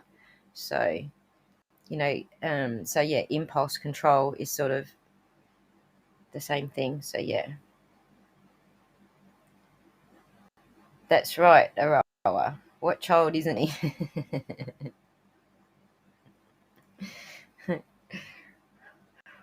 Yeah, Ray look confused. He's a he's an FBI dude. He interrogates, like, murderers and shit, so.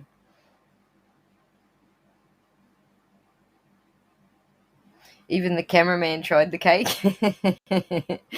Dude, I was looking at that cake just drooling the whole time. I was ready to climb in the screen and eat that damn cake.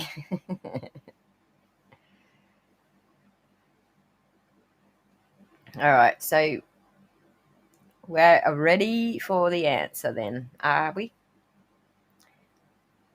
We're all ready? Ready for the answer? The kid over-exaggerating it lied. I thought he was pretty cute, Anika. The one that went, what? He's cute as. That's right, Red.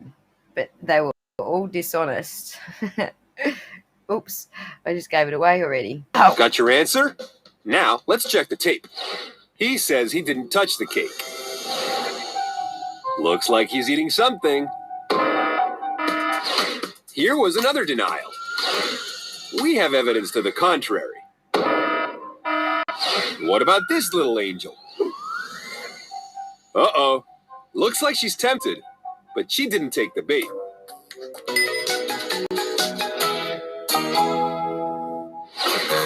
He said he doesn't really eat chocolate.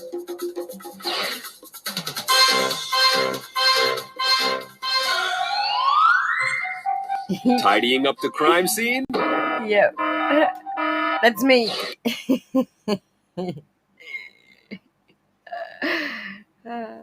I'd have done that too. Wipe the table down with your shirt, clean up the mess. So, did any of you guess that the girl was the only one telling the truth?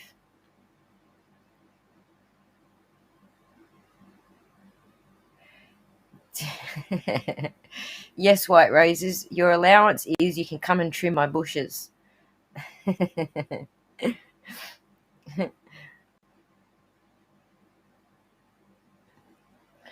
Yeah, they are pretty cute. I had another one of like a bunch of cute kids, but it was the same experiment, but it was all mixed up, and so it was too hard for me to cut it up into segments like I've done here. So, but it was much cuter, and they were all put in front of a gumball machine. Oh my god, that was so cute! Look up the gumball machine one; it's so cute.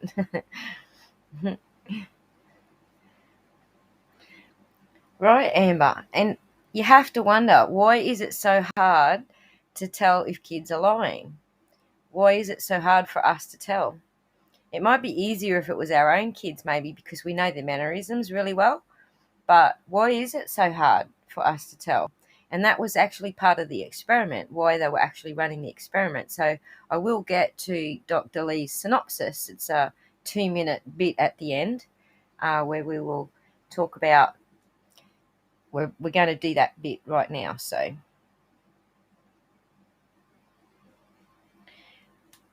no, he just nibbled on it, Anika.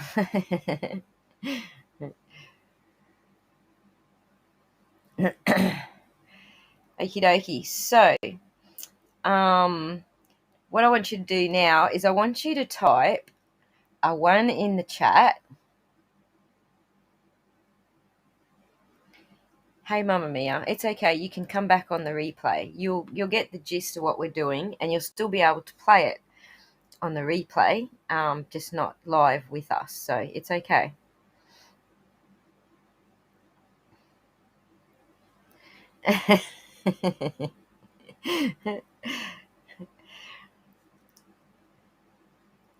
We're talking about my car.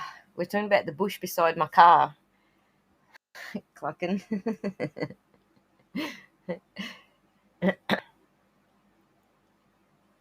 Okay, guys, so now what I want you to do is I want you to type a 1 in the chat if you think lying is bad, or a 2 in the chat if you think it's not bad or you don't know.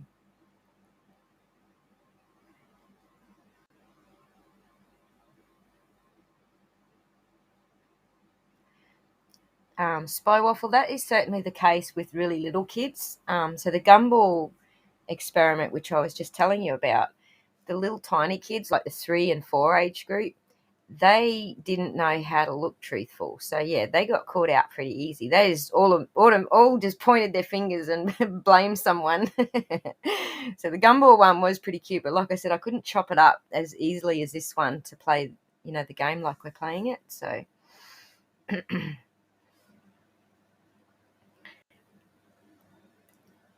well, the context is an outright lie. Did you eat the cake? And you say, no, I didn't eat the cake, when you actually did. So that's the context that I'm asking now. Or the game that Dolly played, did you peek? And they said yes or no. It's an outright lie, really. It's not a white lie, like, yeah, your ass doesn't look big in that dress.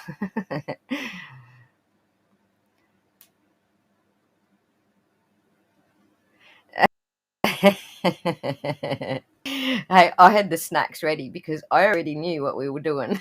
And as soon as I seen the cake, I was going to want some chocolate.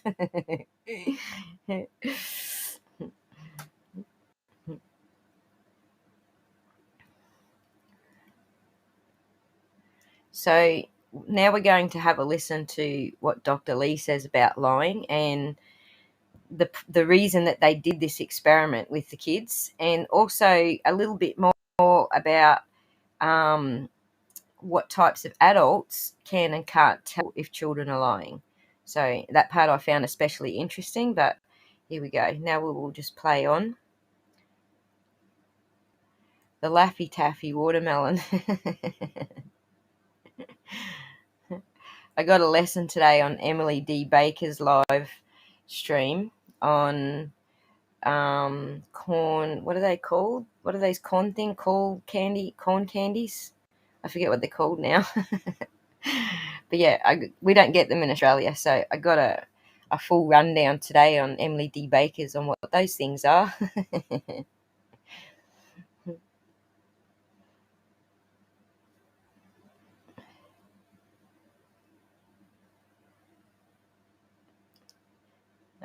That's right, Spy Waffle.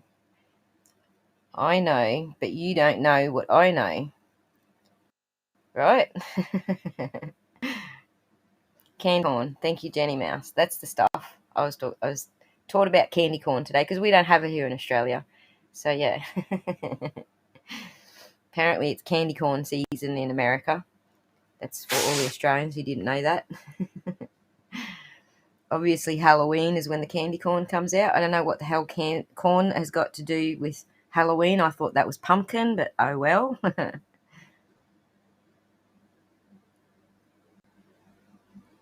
Not worth it, Jenny. It tastes like wax, apparently, according to Emily's husband. Why would I pay to ship some candy corn to Oz if it tastes like wax?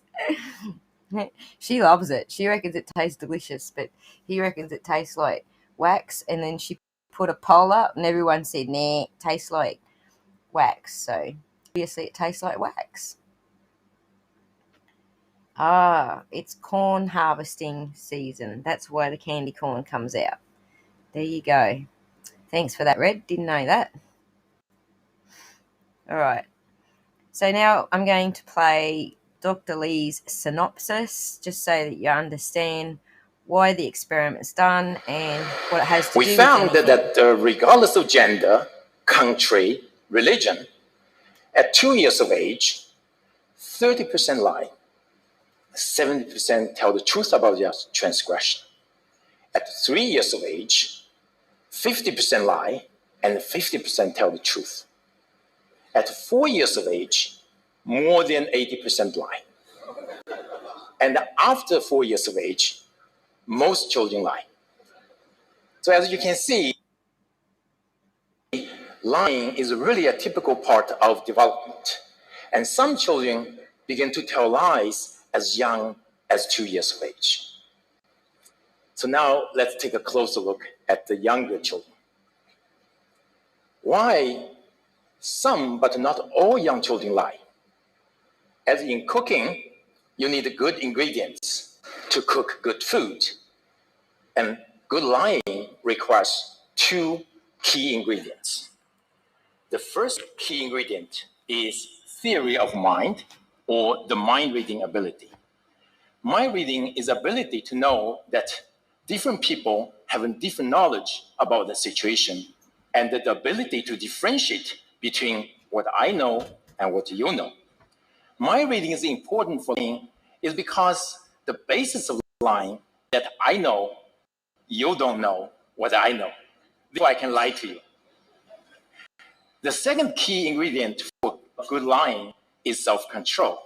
It is the ability to control your speech, your facial expression, and your body language so that you can tell a convincing lie.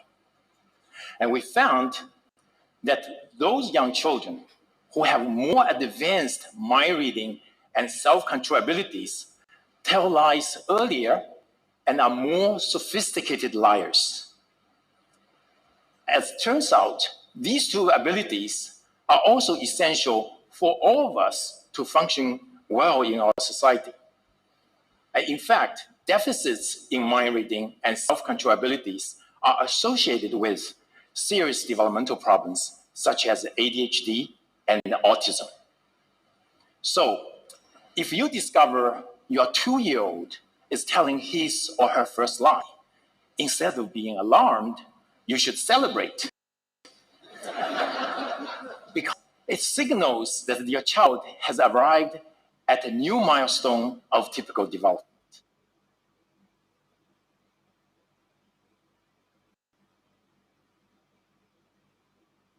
So were you surprised at that?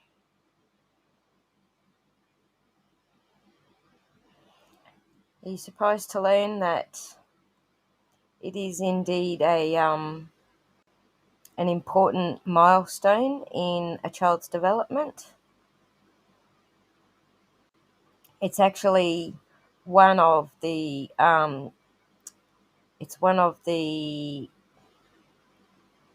traits that they associate with autism is so when they test small children in the 3 to 5 age bracket, it's one of the tests that they do on children with autism to see if they have good mind reading abilities. So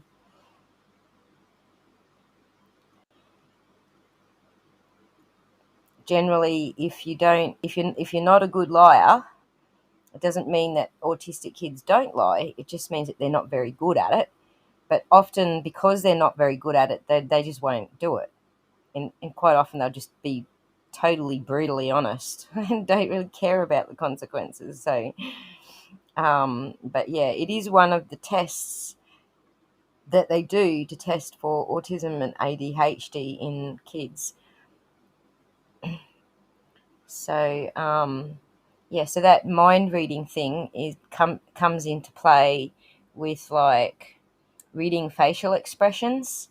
So kids with autism, if they are annoying another kid, they often don't realize that they've annoyed that kid until the other kid's blown up and bashed them or something. So it's because they don't recognize the facial gestures and the non-verbal communication that says this person is starting to get upset because you just push the buttons too hard. So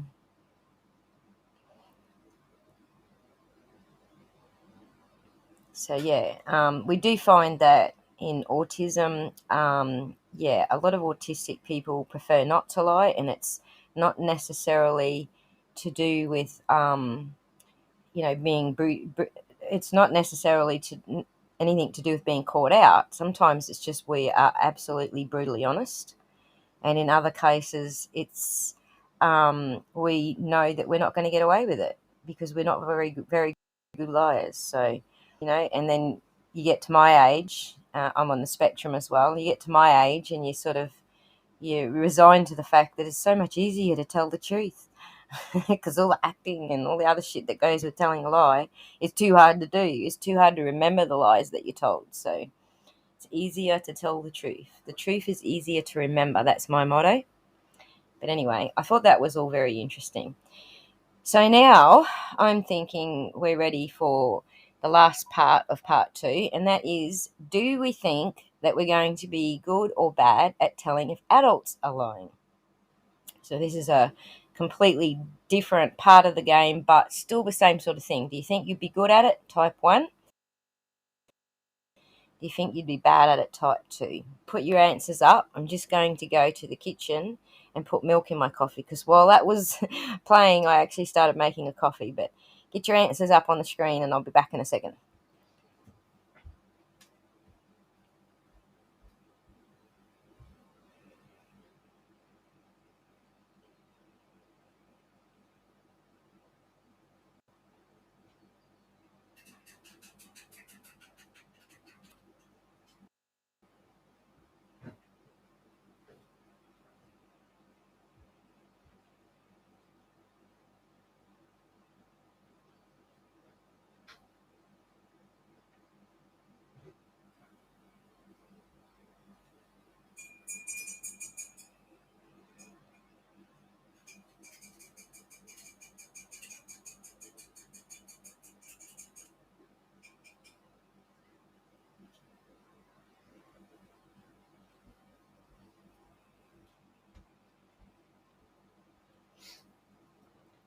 The coffees are on Mike. He likes it today. So I went and bought myself some stuff to make myself some lattes. So we're at 1. Red says 1. Robin says dunno. Jenny says 2. Glitter says 2. Anika says 1. Kaz says 1. Okay, so now I'm going to look at a sample of adults. And we're going to score the kids and the adults sort of together. Oh, sorry. That's what we haven't done. So we're going to score the kids and the adults separately. Because I showed you 2 lots of kids, if you got both right, then you would have your score for the kids would be 100%. If you got 1 right and 1 wrong, then your score would be 50%. If you got neither of them right, your score would be 0%. And again, reflect on how confident you were when we started the kids section, how confident you originally were as to whether you could tell if kids were lying. And so the same thing applies here with the adults. So we'll score the adults separately to the kids. So now I will play. Sorry, hang on a second. I got messages piling in. I knew my daughter was going to do that while I was in the middle of this. Oh. Whoa. Okay. I just got sent some cool photos. So, let's go. Let's do the first adults. When I was in high school, I was the mascot, and this was actually a huge accomplishment because we had to write an essay to become the mascot. So I beat out a lot of competition to do that. Last Valentine's Day, my boyfriend took me on a whale watching trip. It was 3 hours, and I puked the entire 3 hours. Now I'll replay it for you so you get another look at her. Another look at hers. When I was in high school, I was the mascot, and this was actually a huge accomplishment because we had to write an essay to become the mascot. So I beat out a lot of competition to do that. Last Valentine's Day, my boyfriend took me on a whale watching trip. It was 3 hours, and I puked the entire 3 hours. That's twice over. So the woman on the left is number 1 and the woman on the right is number 2.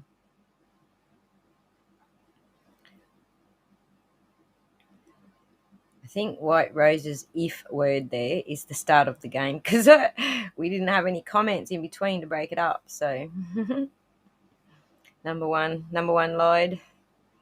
They all think it was number 1. Wait for the other guys to catch up. Some of you have got a shorter delay than others, I'm noticing here. So we shall just be patient and wait for everyone to catch up.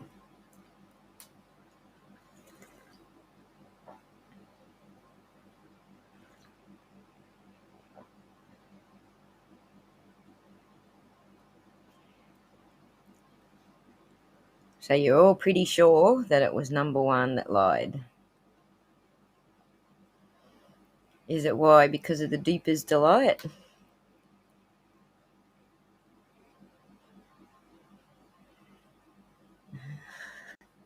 So which number does that make it, Robin? Number one. You reckon number one lied?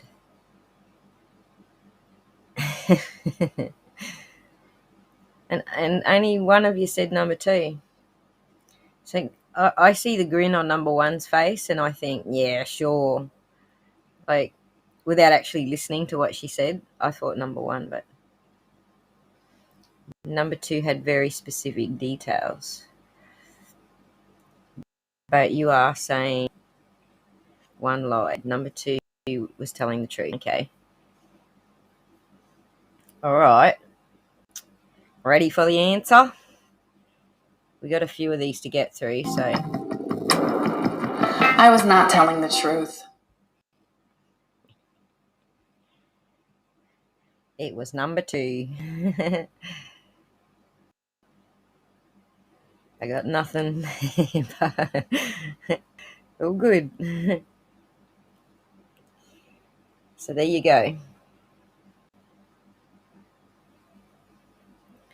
Puking on a whale watching boat. That's me.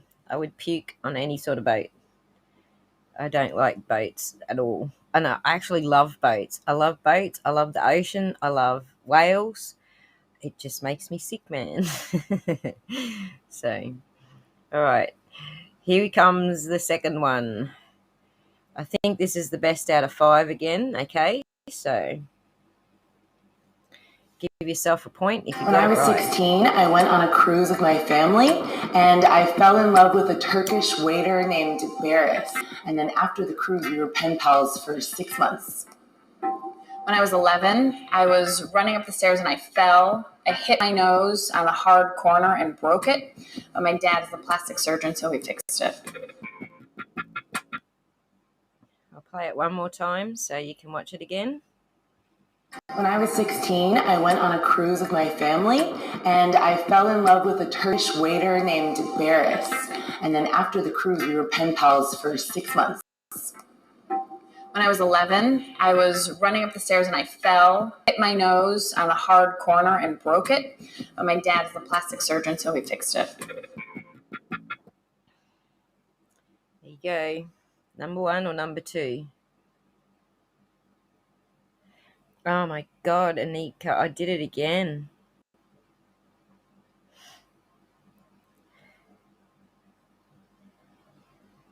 Number one is telling the truth, Red. I'm asking who's lying. We want to know who's lying. So presumably Red's saying number two is lying. Everlaw says 2 is lying.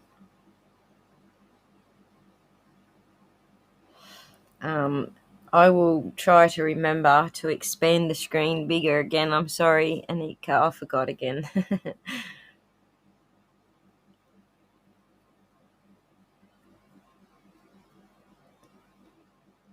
Does anybody want to see it again? The blonde is number 2, correct. Glitter says number 1's lying. Marmite says number 1 is lying. White Rosa says number 1 is lying.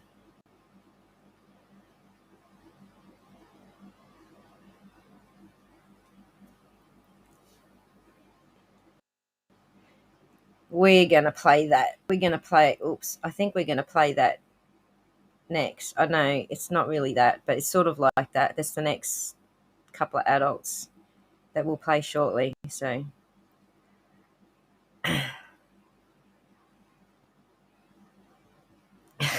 past behavior is a prediction of past behavior, Robin.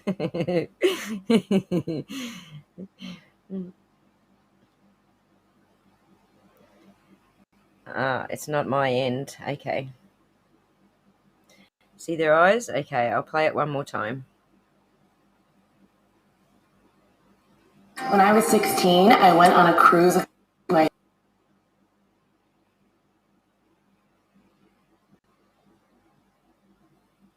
Hang on. Oops. Oops, I messed it. Hang on, I got a problem.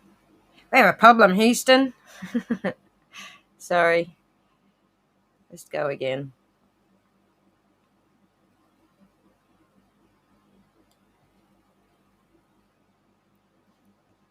When I was 16, I went on a cruise with my family, and I fell in love with a Turkish waiter named Barris. And then after the cruise, we were pen pals for 6 months. When I was 11, I was running up the stairs and I fell. I hit my nose on a hard corner and broke it. But my dad is a plastic surgeon, so he fixed it.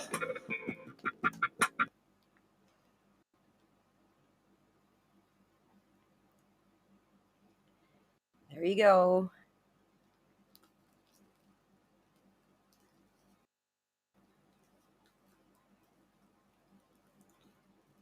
Was that any? Can you see their faces better when I did the big screen, Anika?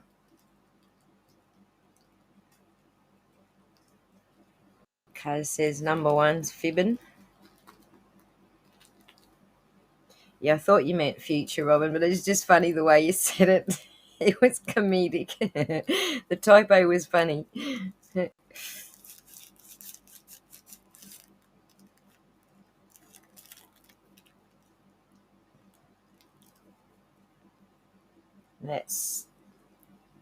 That's Red's theory, and she's sticking to it.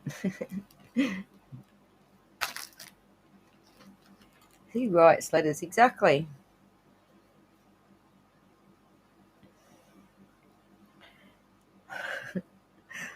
I actually had to write by hand something the other day, and I was totally dyslexic, because I haven't written by hand for a long time. I didn't realise how long it had been since I actually written anything by hand. I either type everything in my phone or on my Surface or on my tablet. So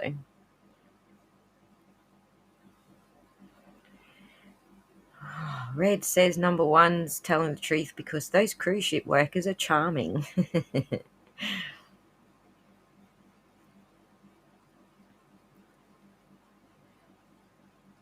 Well, she did describe serious damage. She fell over and broke her nose, so more enthusiastic, you reckon, Kaz? Okay, so you ready for the answer? I shall reveal who is the bullshitter. That was 100% bullshit. Give yourself a point if you got it right.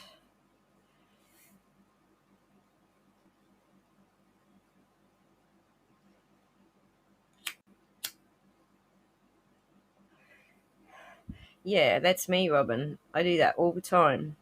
Sit there and spend ages writing a shopping list, and then I leave it at home. Pretty much. Okie dokie, you ready for the next one?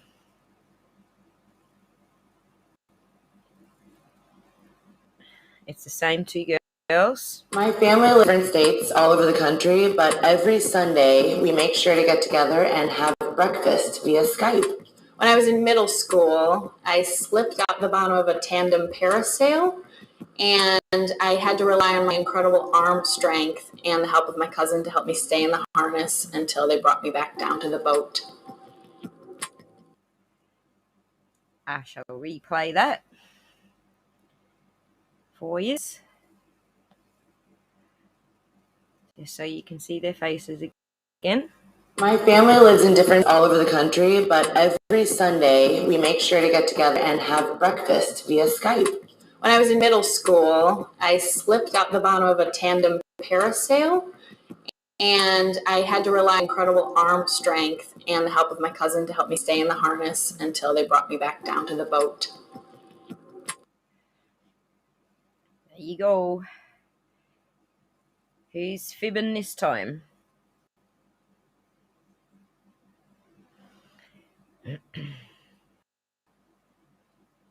Oh, who lied on the last one? Number 2. If you didn't catch it, sorry about the lag. Number 2, the blonde chick on the right, lied in the last one.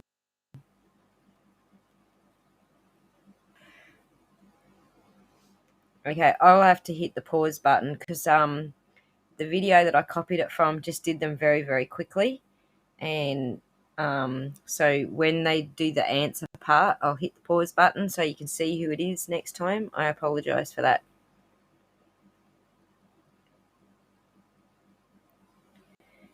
Too young to parasail, you reckon, Robin? Number 2 is lying, says Robin. Matt says number 2. Those boat workers. That's right, Red. White Rosa says number 2 is lying this time.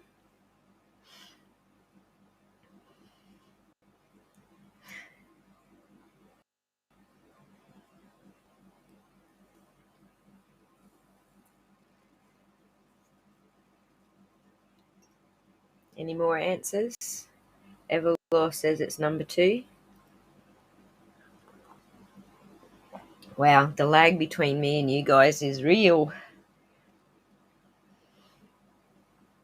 Can't wait to get my Streamlabs up and running. I can actually control some of this lag time if I can get the Streamlabs up and running.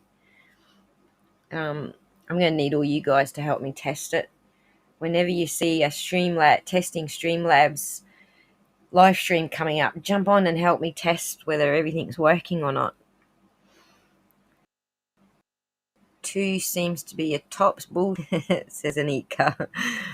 Number 2 has a lot of accidents.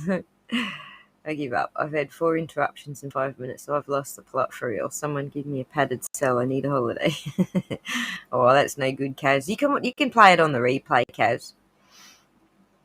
Amber says wild guess is 2. So let's have a look then. Who was it that was lying? Number 1 or number 2? You fell for my bullshit. You fell for my bullshit. It was number 1 this time. So give yourself a point if you got it right, which I don't think many of you did.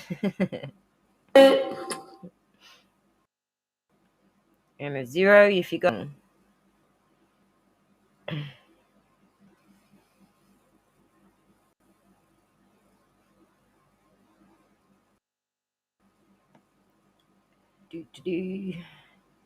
Here we go with this one. Last year, we went out to celebrate my best friend's engagement with a really fancy dinner. And all of a sudden, my lips started to swell up and my arms got really itchy. And that's how I learned I was allergic to shellfish. I received a citation from a bicycle cop because I got sassy with him when he wouldn't help me rescue a kitten. There you go. I will replay it one more time.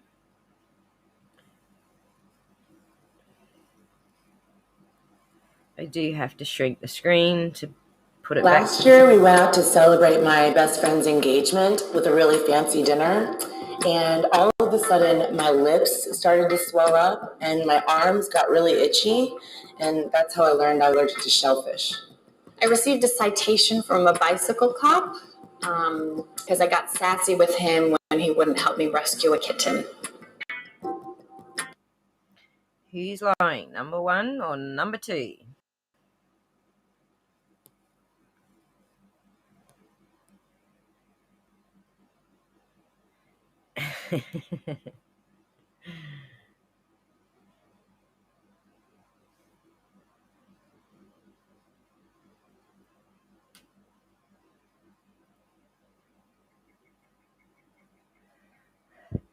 If you've got lag, leave the chat and come back.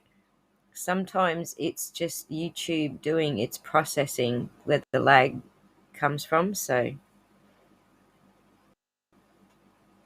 number 2 went full Karen Jenny. You kind of believe number 2. Red says number 1 lied. I'm going with number 2 lied, says Everlaw. Robin says banana.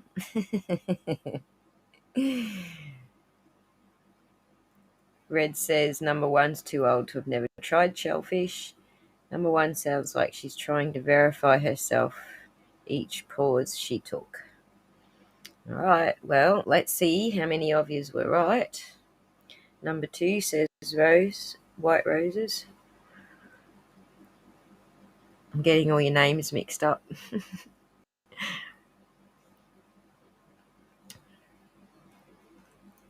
Just wait for a few of the laggers to catch up with us.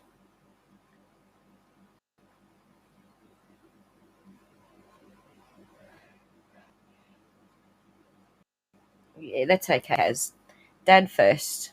You can play the game later. Like I said, you don't have to actually do the interactive part. It's just a bit of fun if you actually can get in and do the interactive part. Otherwise, you can still learn the same things that we're learning about, our own biases by playing the games afterwards on replay. So don't stress about it too hard. So I'm thinking we've got all the answers now. So I am going to reveal which one was the liar. I was lying. So if you got it correct, give yourself a point. And if you didn't, give yourself a 0.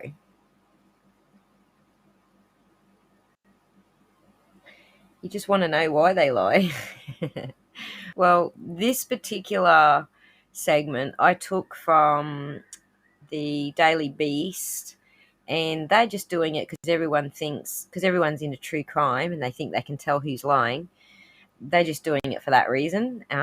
It's actually there's a link to a website involved with this, and you can go and actually play through their little scenarios and see whether you can tell if people are lying. But yeah,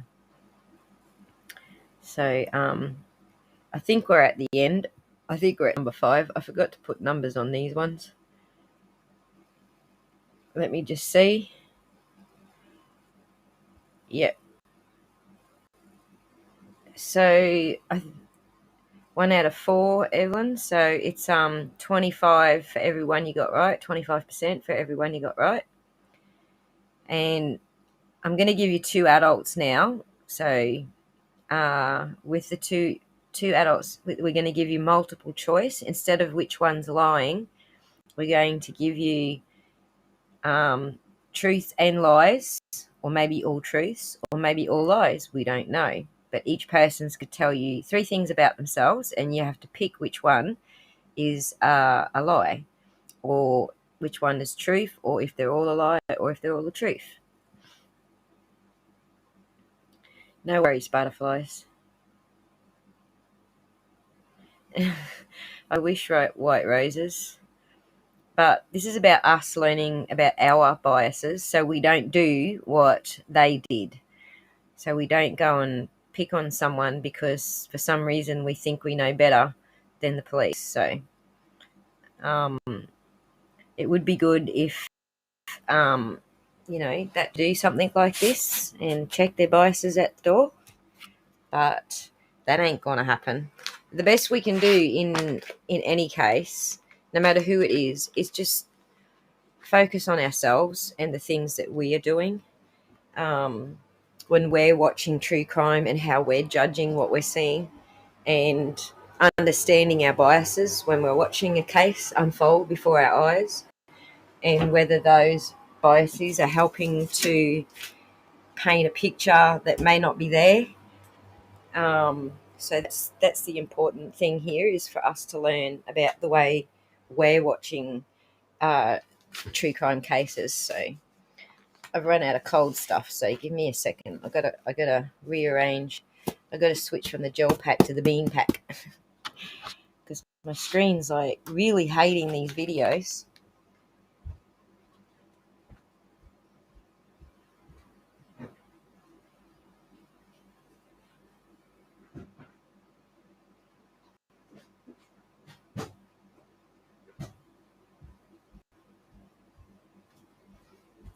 Okay, so all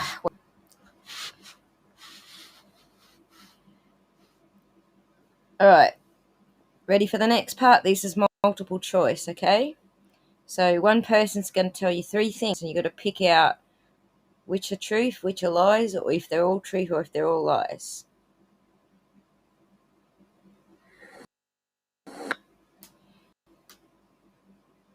I'm a classically trained singer. I have 2 dogs, Rocky and Bullwinkle, and I am the youngest of 3 children. She said she's a classically trained singer. She has 2 dogs, Rocky and Bullwinkle, and is the youngest of 3 children. So I'll just replay it one more time so you can see her face in...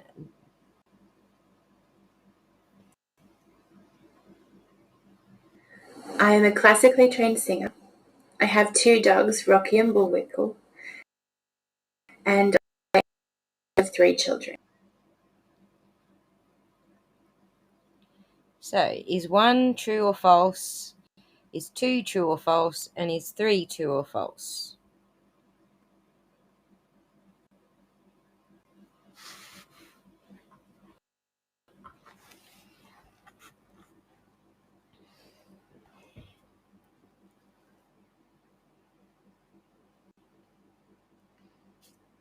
Does anybody need me to play it again?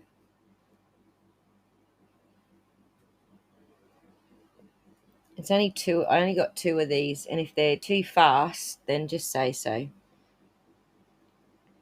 You say 2 dogs, Rocky and Bullwinkle, are false.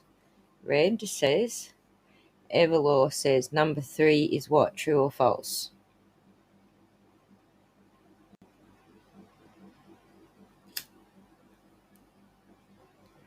Number 2 is false. Red says she doesn't look Russian.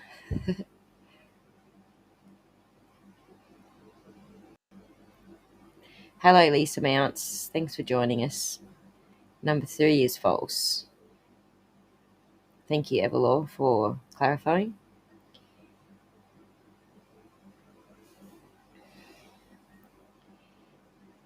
I'll play it one more time. Are we ready? One more time.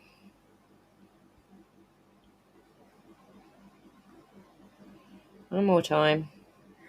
I am a classically trained singer.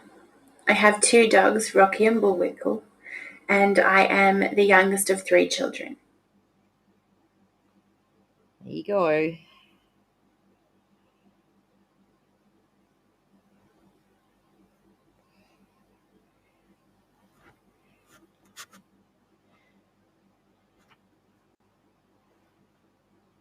Are we ready for an answer?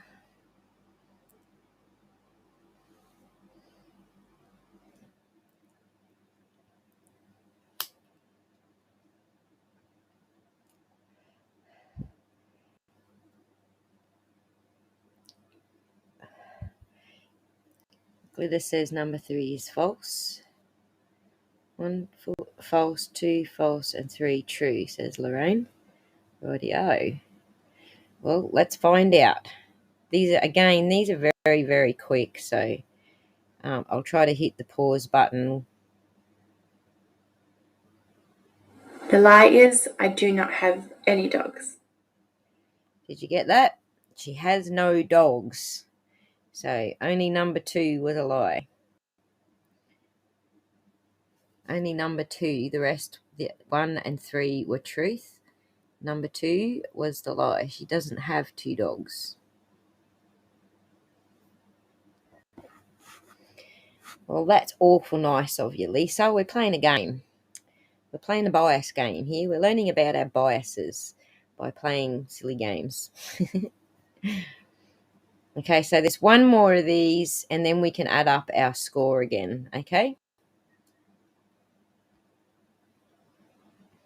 Remember to give yourself a score of 1 or 0 if you got it right, for 1 point if you got it right, 0 if you got it wrong. She should have 2 dogs. That's right, Everlaw. She absolutely should have 2 dogs. So this time we're going to throw a curveball in there. We're going to throw a foreign accent into the mix. Okay, so about me, my favorite music is heavy metal. I live by myself, and I'm currently learning to speak Japanese. He says, my favourite music is heavy metal. He lives alone and he's learning Japanese. So I'll play it one more time. Okay, so about me. Hang on. I forgot to make the screen big for you. Wait a second. Okay, so about me, my favorite music is heavy metal. I live by myself, and I'm currently learning to speak Japanese. And I'll play it one more time on big because I did the first one so small.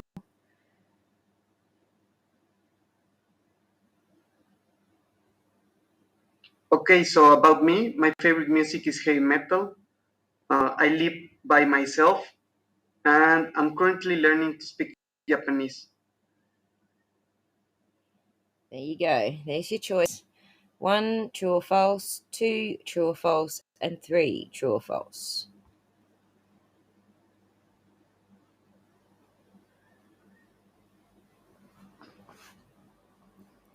The foreign accent was just a bit of a curveball for you. Because not just the foreign accent, but also different cultures, different mannerisms. So it is absolutely going to be harder to pick a foreign person's truth or false expressions, or what their eyes look like. It's just different cultures basically. So Robin's saying everything's true except for number 3. Everlaw is saying 1 and 3 are false. White Roses is saying number 2 is false. Glitter is saying only number 2 is true. White Roses is saying number 2 is false. Okay. Everlaw said, yes, I feel number 2 is the only truth, that he lives alone. Okay, and Lisa Mount says only number 3 is false. Lorraine says number 1 and number 3 are false, which is pretty much the same as Everlaw's. So we'll just wait for one moment for the laggers to catch up, and I'll quickly refer to my notes and make sure that we are all on track with this.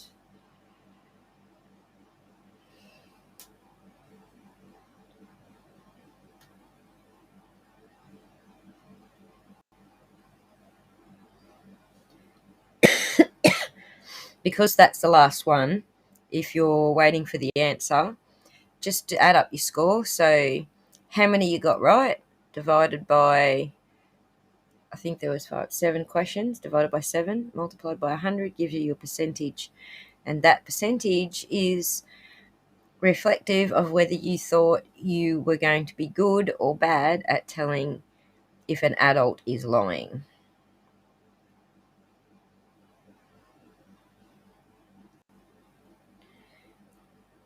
And I think we got all our answers now. So answers are all in.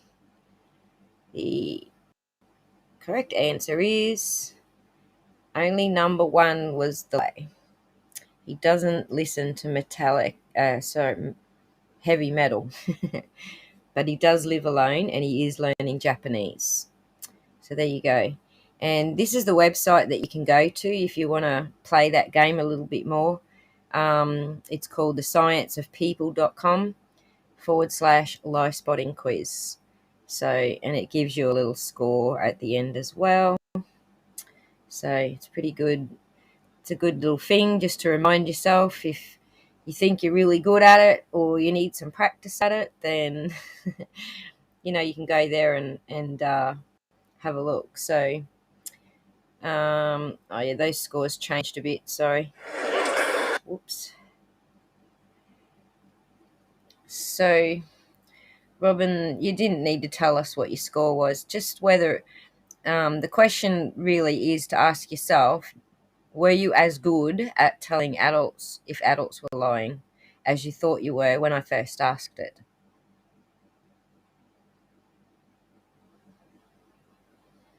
Yeah, it would be a much better easier to do in real life because you can actually fire more questions at them, like.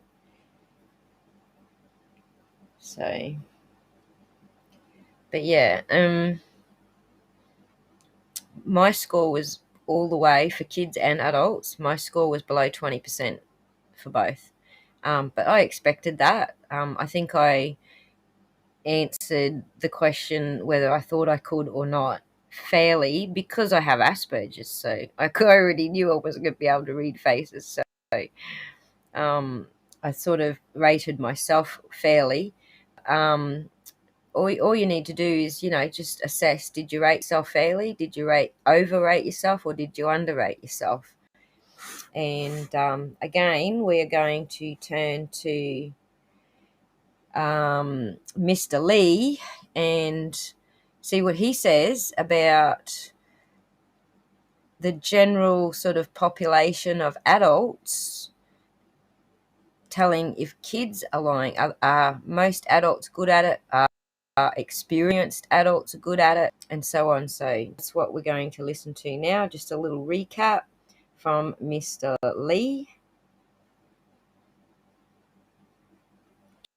Dr. Lee. Now, we have played a kind of games with many, many adults from all walks of life. And we show them many videos. In half of the videos, the children lied. In the other videos, children told the truth. And let's find out how these adults perform. Because there are as many liars as truth tellers. So if you guess randomly, there's a 50% chance you're going to get it right.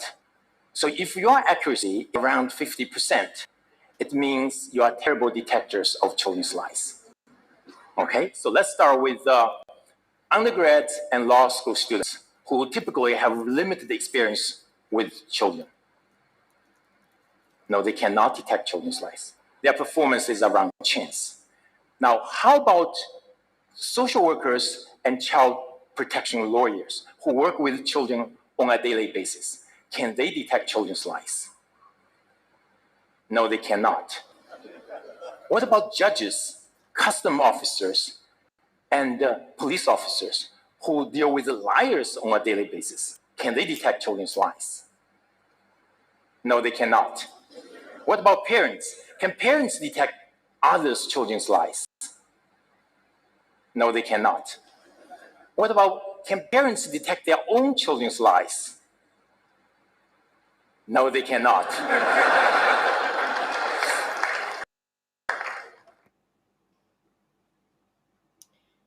So there you go. If you were scoring around the 50%, not only were you fairly hang on, let me just rewind that. Removing the comparison that I was making, first of all, between how well you thought you would do and how well you actually did. Look at the numbers that you actually scored on, and for your kids section, that is. And if you were around the 50% mark, then you actually did just as good as everybody else is doing, even people who work with children all day, every day. So that's right. We don't know much about much, do we? We think we know, and this is what Dunning-Kruger effect is all about, which we're about to move on to next. We think we know. We trick ourselves that we know a lot more than we actually do. And that's just the unfortunate thing about humans. So that whole the trickery of the brain, like how our biases trick ourselves into thinking things that aren't actually real or true, it happens the same way as what we're going to look at in the next part. It's an illusion. It's our brain is giving us an illusion of something.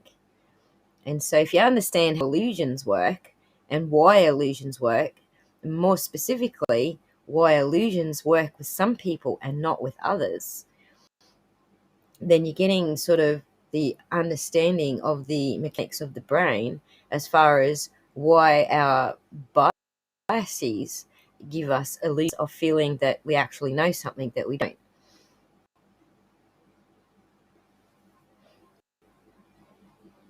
So let's move into this one. So in the world of art, this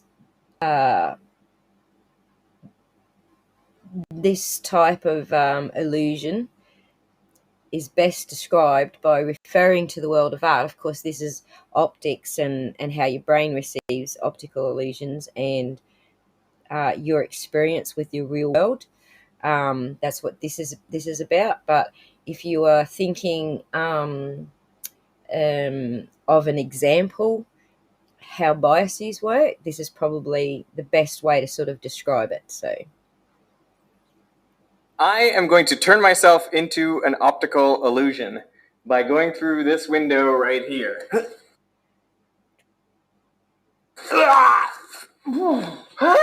Okay, I'm good. Not good. I was gonna say I'm good. I'm not good. Okay, so you're looking at this window and it looks like it's turning around, except here it stops. Now I keep rotating, but the window is rotating through me. What is happening?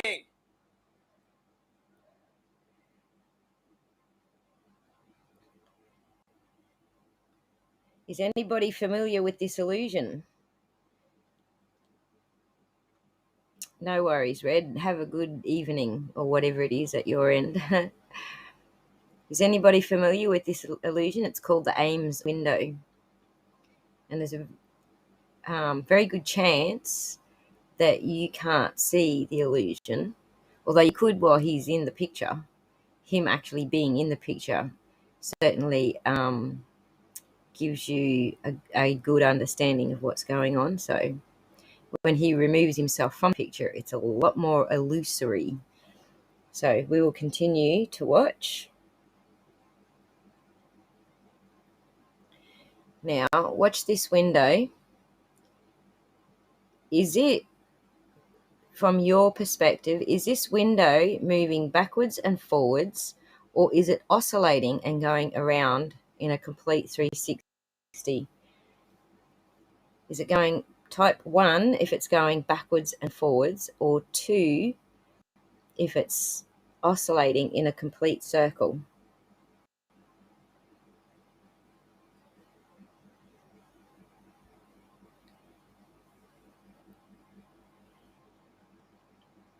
I have to wait for the delay so that you guys can put your answers in. Type a 1 if you can see it oscillating left and right, or a 2 if it looks like it's doing a complete 360 rotation.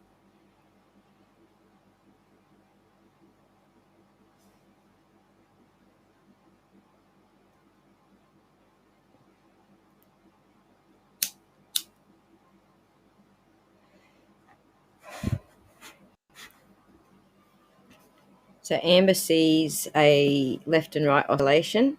Jenny sees a left and right oscillation. Everlaw sees left and right. Glitter sees left and right. Most of us do see a left and right.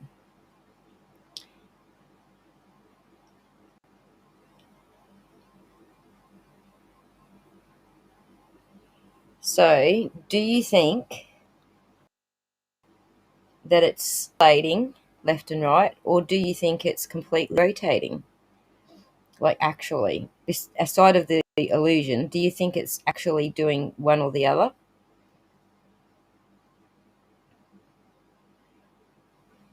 Type O for oscillating and 360 if you think that that's what it's actually doing, aside of what you're actually seeing as the illusion.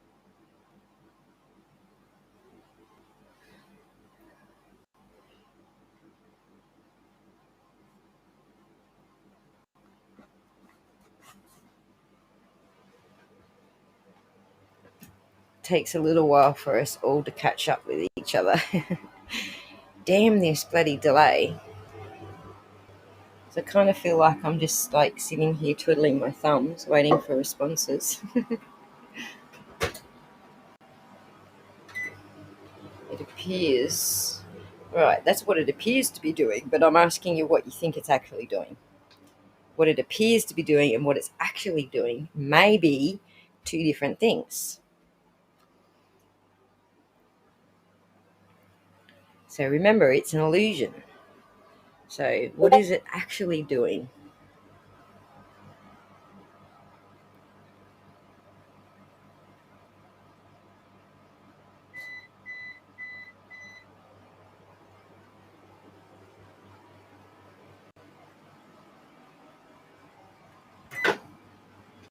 Just warming up my coffee, sorry. But that should give you all time. At least 30 seconds to catch up with me.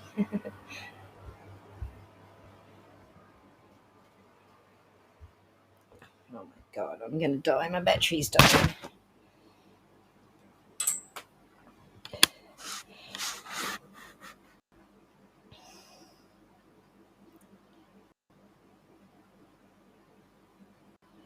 Okay, so no one has a clue.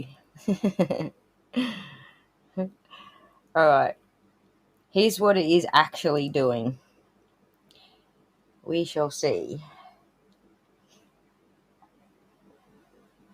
It's on this turntable, and it is rotating continuously. This is known as the Ames window illusion, and I saw it on an old Australian TV program called The Curiosity Show, and I was curious. So in this video, I'm going to dig deeper into this illusion than anyone has before. You know, the window itself is not a rectangle, but a trapezoid. You can see this side here is much shorter than this side over here, and that is essential to the illusion. Also essential, it is shaded to make it look 3D, but it's actually an additional card with the same image on both sides. So now that you know exactly what this object looks like and what it's doing, can you correctly perceive the rotation rather than the oscillation? I still can't. It still looks to my brain like this window is going back and forth. Okay, here's an idea. I'm going to attach this Rubik's Cube to the short side of the trapezoid so we can keep track of it as it goes around. You ready? Okay. Okay, the Rubik's Cube is going around. Everything seems normal. But now, what is that? It's like the Rubik's Cube is continuing to go around, but the window is oscillating back and forth. There goes the Rubik's Cube around the back. I don't even know what's happening. Whoa! Look at that! It looks like the Rubik's Cube out drifting by itself out in front of the whole illusion. What is happening?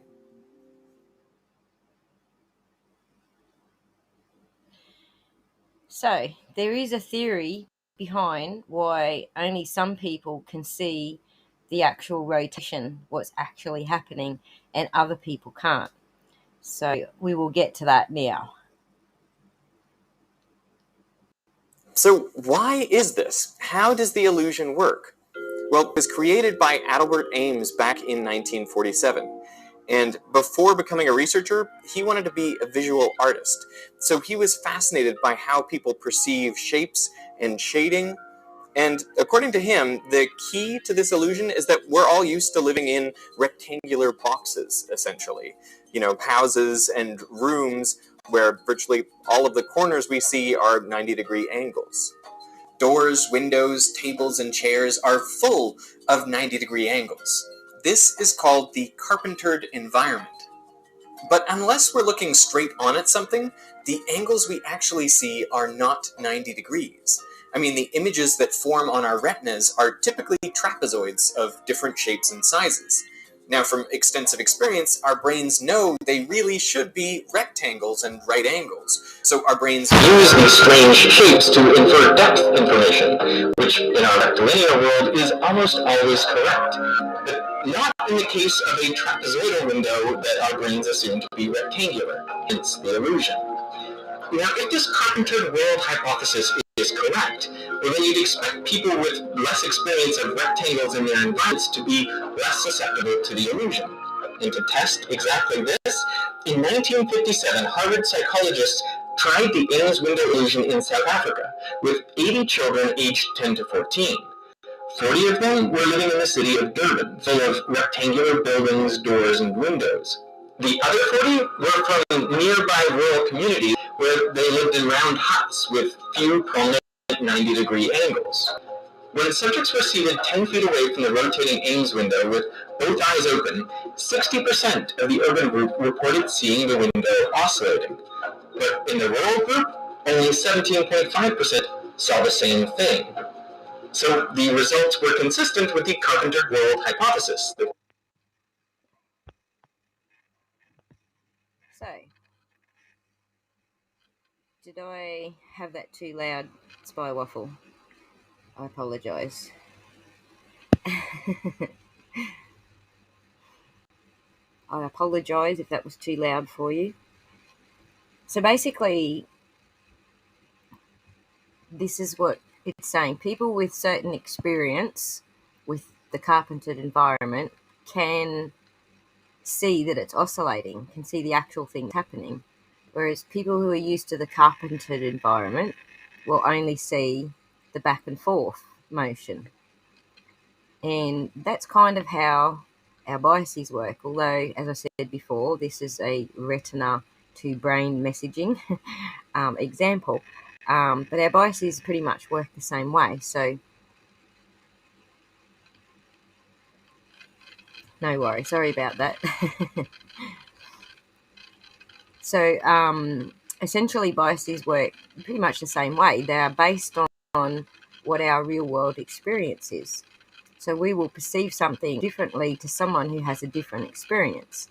And there are like so many thousands of examples, it's difficult to make my brain like just train on one. But in the true crime genre, it might be that thing that you're stuck on, like the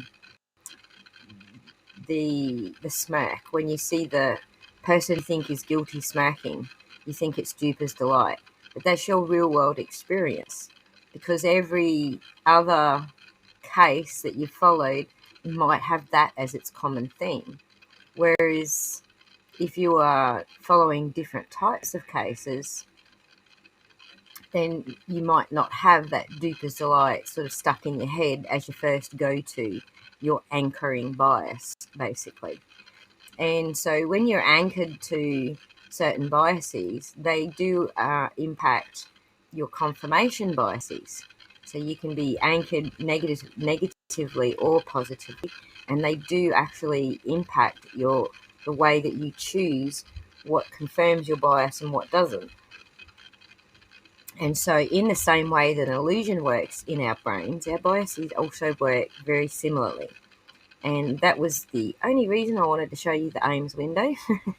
I could have shown you any number of illusions, but that one was the most interesting because it points out the fact that people who actually live and are exposed to the environment, that's their real world experience. And so they tend to see the illusion, because the illusion was designed specifically for the carpentered environment brain.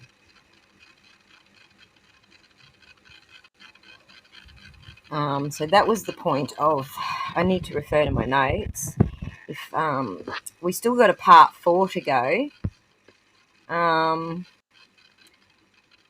I'm pretty sure I'm going to lose you all on part 4. I don't know. It depends. Some people like challenges, so I kept the most challenging part of this exercise to last, so that if you want to ditch it all up before we get there, you're quite free to do so. So basically,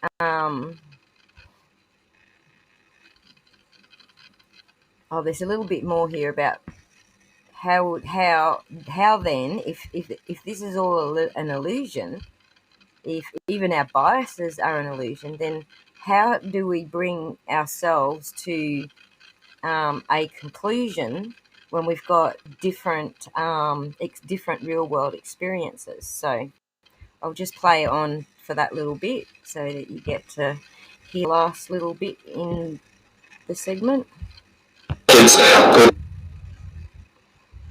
Less experience of rectangles were less likely to fall for the illusion. Our perceptions, far from transparently representing external reality, are constantly faced with ambiguity. And our brains, below the level of consciousness, have to decide which of the infinite possibilities we're actually looking at. When could with... Sorry, that went a little bit too fast. Which of the infinite possibilities we're actually looking at? When confronted with two different biases, which is the best choice? So often we only have one bias, but sometimes we have an anchoring bias as well, information bias. Sometimes they're not in sync with each other, and we find ourselves conflicted. So when we are confronted with two conflicting biases, which one is the best choice? The reason I have been so obsessed with this illusion is because I think it confronts one of the misconceptions about science, which is this idea that scientists propose competing theories, and then all you have to do is look at the data to decide which is the best theory. The truth is, there are many circumstances in which the same data could come from very different external realities. So, even in science, the same data can come from different realities. Our own experiences may be way different. It could be called field dependence, Janet. I think that's just getting a little more in depth than I wanted to, but I think you could be right there. So, no worries, Everlaw. So, so the Dunning-Kruger effect is basically how we actually started out the game. We decided whether we were going to be good or bad at something, then we did it and found out whether we actually were good or bad at something. And in the Dunning-Kruger effect, generally, people who think they're pretty good at something end up being average. Generally, people who think they're not very good at something end up being average. And remember, average is 50%. So if you fall into average, then and most of the things that we think we are good or bad at, we actually are average. But yeah, remember that 50% mark, because that's what average actually means. Like, average means here's the middle line. So remember that average means 50% while you're listening to the Dunning-Kruger effect. And so this is a 2-minute video just describing the Dunning-Kruger effect as a sort of subset of confirmation biases. In 1995, MacArthur Wheeler walked into a bank in Pittsburgh ready to rob it. He didn't wear a mask, he didn't have like a fake mustache. He was just there, robbing a bank, in full view of everyone. He even smiled at the security cameras before leaving and going to a second bank to rob that one too. Later that night, the security footage allowed the police to pick him up and take him off to jail, which shocked him. He was shook. "I wore the juice," he famously exclaimed. Wheeler believed that rubbing lemon juice on his skin would render him invisible to videotape cameras. This is a cognitive bias at work, and it inspired 2 psychologists to create some experiment to understand it better. Cognitive biases are everywhere. Have you ever met someone who has one, like perhaps during a group project at school, or during an argument with a stubborn uncle, or when you had to toil alongside that coworker? You know the one I'm talking about. Somebody who believed they knew things, but really they didn't. Believing that you know something you don't is called the Dunning-Kruger effect. It's named for the 2 psychologists who, upon hearing about Wheeler bank robberies, formulated a set of experiments to determine if Wheeler's juice beliefs were due to some kind of cognitive bias. Cognitive biases allow us to convince ourselves that something is true, even if the reality is different. Cognitive biases protect us from reality. They let us process information more quickly, and they help us make decisions more quickly, but that doesn't mean that they are good. Cognitive biases are essentially a subjective social reality. The Dunning-Kruger effect is, in a nutshell, a way for everyone to feel good and above average internally, because most of us are actually completely average. Dunning-Kruger can help explain why people feel that they're experts even though they know very little about something, a problem sometimes described by this graph. The vertical axis is confidence, and the horizontal is experience. Imagine someone spent an hour reading a Wikipedia page about global warming, then took to Twitter to try and school some climate scientists who had literally spent their lives studying it. You don't have to imagine this, because you know it. It happens all the time.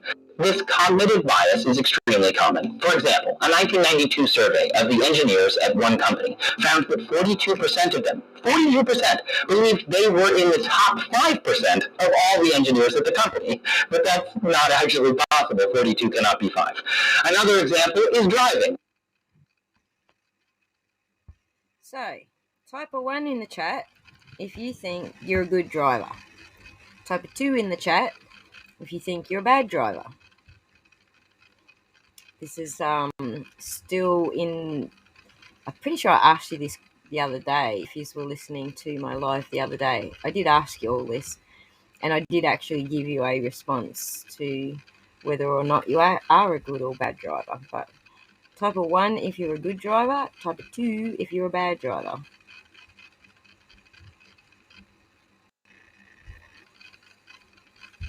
Jenny says she's 1.5, somewhere between a good driver and a bad driver. Amber says a good driver. Glitter says a bad driver. A very anxious driver.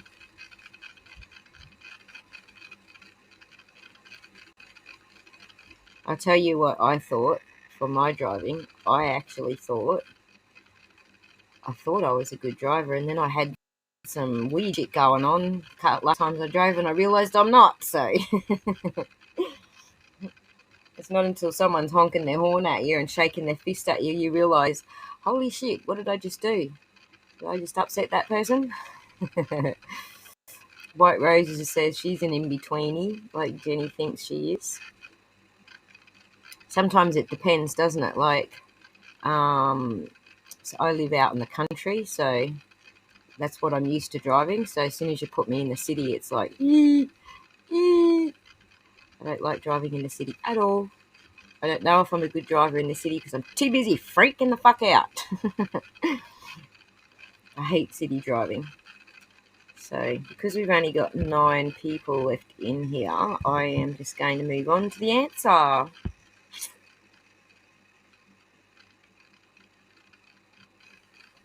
One study found most people believe that they are above average at driving, but most people cannot be above the average. Another survey of people aged 77 years and older jived with that as well, most assuming they were average or above average. But again, that's not actually possible. Most people have to be average because that's how statistics work. Remember I said average is 50%. Interestingly, though, Dunning-Kruger found the people at the top don't overestimate themselves. In fact, quite the opposite. Dunning-Kruger found the best around tend to rank themselves below their actual performance. DK has 2 parts. People in the bottom 25% rank themselves at near the top, and people in the top 25 tend to rank themselves a bit lower than their actual score. This can help us understand why it is hard to counter Dunning-Kruger. In order to know you don't know anything, you gotta have to know something. An example, if your cognitive bias has you assume that you're amazing at driving, but we only drive in, say, rural areas of the desert Southwest, how would you ever find out that you're bad at it?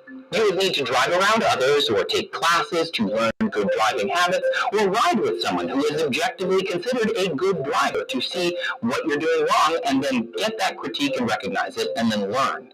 You think many of those people who believe they're good drivers are going to do those things? Yeah, I didn't think so either.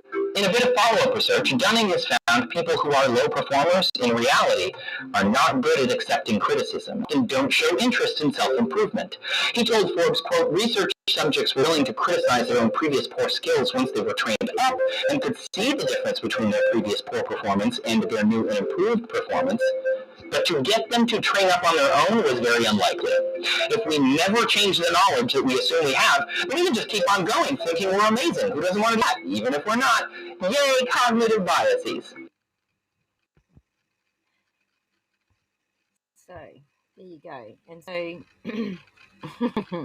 Jenny, I think most older people think that they're very good drivers, and they are scary.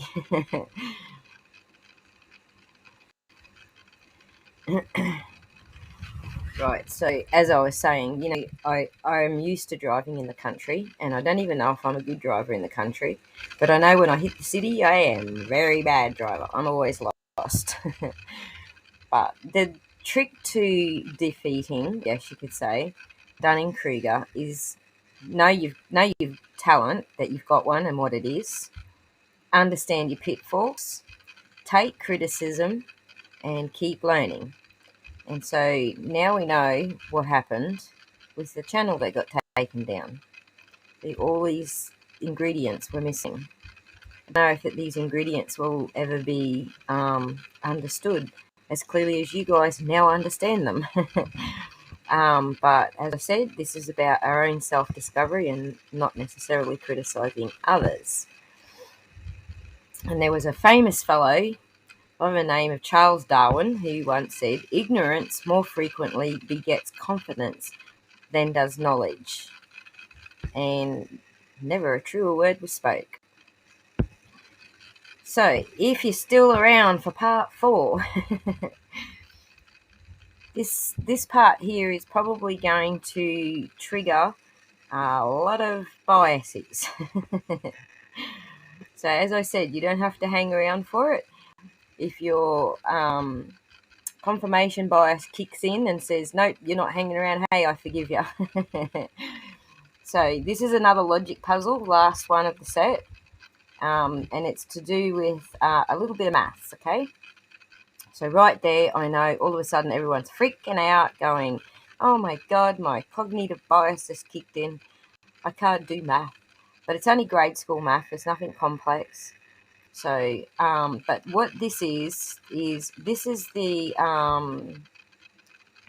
most popular game that is played in universities and even in high schools and primary schools, to demonstrate how your bias can actually over-complex something that's really, really simple.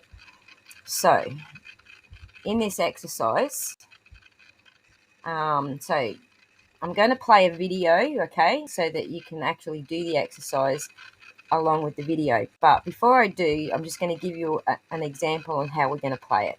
So what I'm going to do is I'm going to give you a number sequence. And this number sequence will obey a set of rules, okay? And you have to guess the rule that it obeys. So I'll just give you an example. So let's say my number sequence is 1, 2, 3. To guess the rule it obeys, you can experiment. So you can type 4, 5, 6 into the chat, and then I will tell you whether you're on the right path or you're on the wrong path. And 4, 5, 6 is actually on the right path to my number sequence, which is 1, 2, 3. 4, 5, 6 obeys the rule, and I'll tell you, yes, it obeys the rule, or no, it doesn't. And you can keep trying another sequence until I indicate that you actually have the rule. Or you can type the rule. So obviously 1, 2, 3 is counting in ones, or counting sequentially in ones. So to guess the rule, you would type counting in ones into chat. So that's how we play it. So just to see if you understood, I'll give you a number sequence. We'll just play it very briefly before I play the video. Here's a quick round. 3 numbers. This is my sequence, all right? It's 11, 22, and 33. Now, you can type a continuation of the sequence for a hint, or you can type the rule it obeys into chat. So go. 11, 22, and 33 is my sequence. Type another sequence that you think it matches, or type the rule you think it obeys.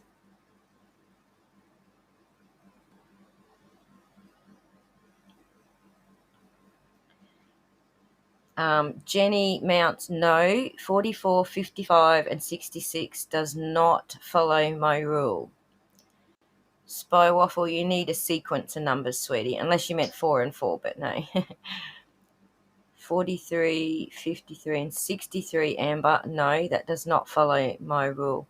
And White Roses, bingo, she typed the rule. My rule is multiples of 11. So, which is the 11 times table. But yes, multiples of 11. Okay, so White Roses, bing, you won. All right, so that's how this game is played. Now I'm going to play the video. But in the video, it's the guy in the video sequence, okay? It's his sequence of numbers. It is not my sequence.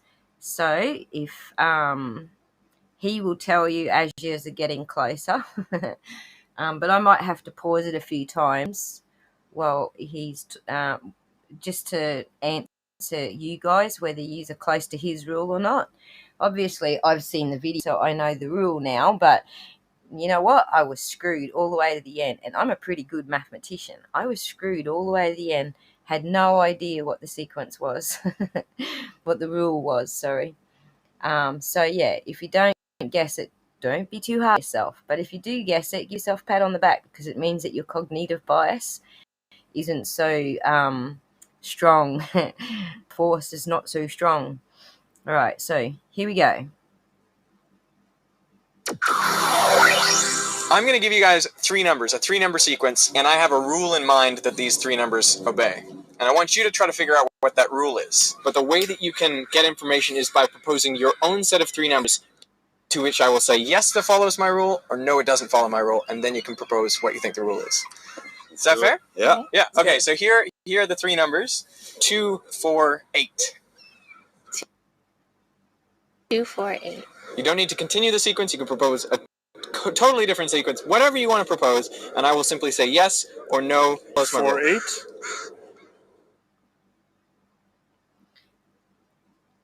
So the numbers were 2, 4, 8.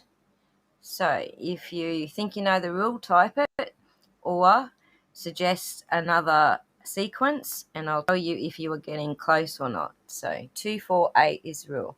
Jenny says 16, 32, and 64. Anyone else want to have a go?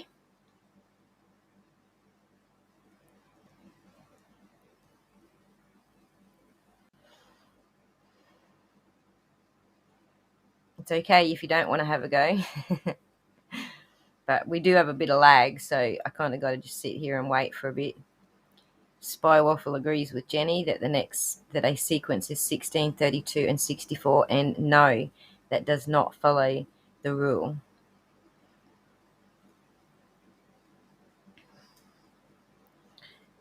I'm pretty sure that these guys came up with that sequence first.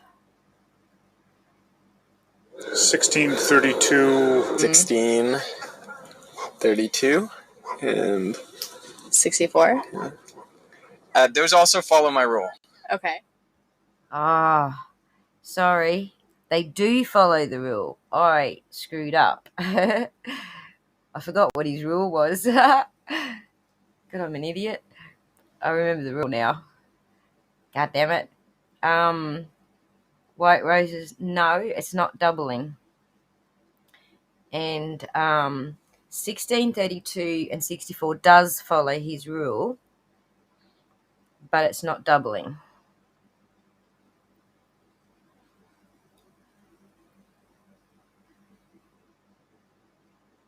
What's the rule? What are you thinking? Multiply by 2. That is not my rule. What? That's not my rule. He sounded pretty confident, didn't he? But the rule is not multiples of 2 or doubling as White Roses suggested. No, it is not multiples of 2.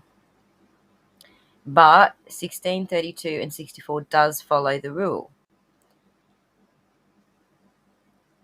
Want to have another guess?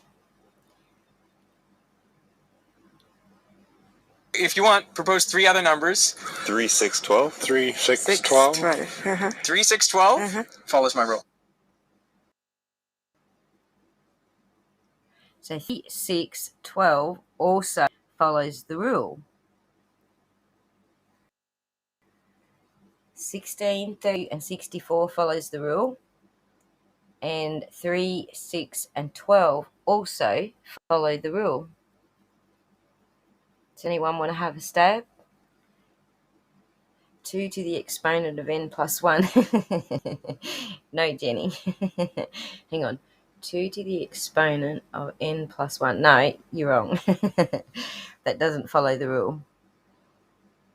Well, spit. Come on, you got to keep playing, man. You got to keep guessing. 10, 20, 40. 10, 20, 40. That follows the rule. Yeah, I'm still multiplying by 2. I know. Yeah. I know what you're doing. And yes, it follows my rule, but no, it's not my rule. So 10, 20, and 40 also follows the rule. 32 and 256 white roses. Yes, follows the rule, white roses. Jenny Mouse, 24, 48, 96. Yes, Jenny, that follows the rule.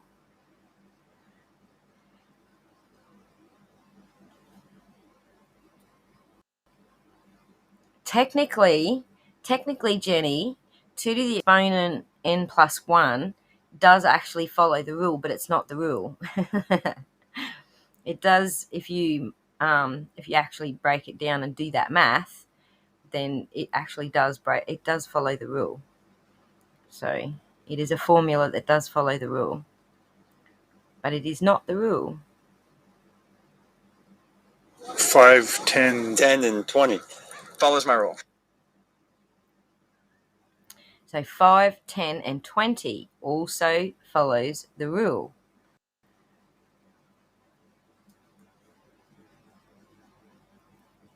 Does anyone else want to have a guess?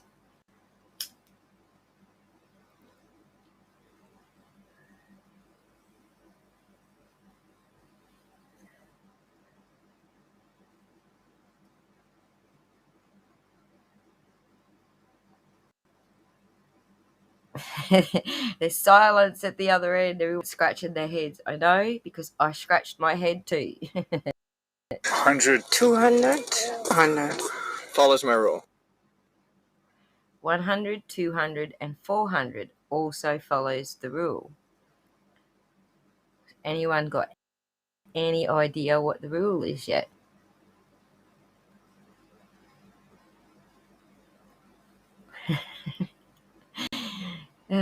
There's silence at the other end. Complete and utter brain racking. I'm sorry. I shouldn't be laughing at you. I'm trying to tell you that there's no judgment here.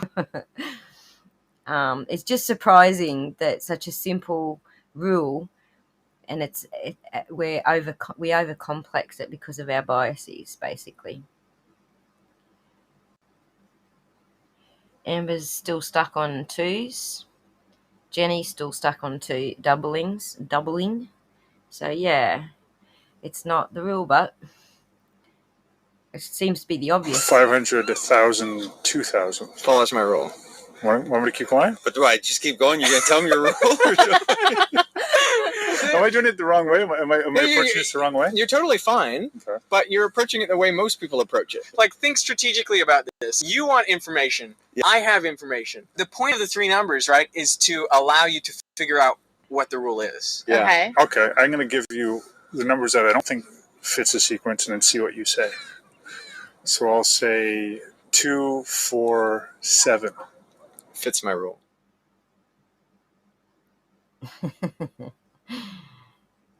So did you hear what he said? I have information and you want information. And so you are supposed to be drilling me for that information. And so that's how it's played, basically.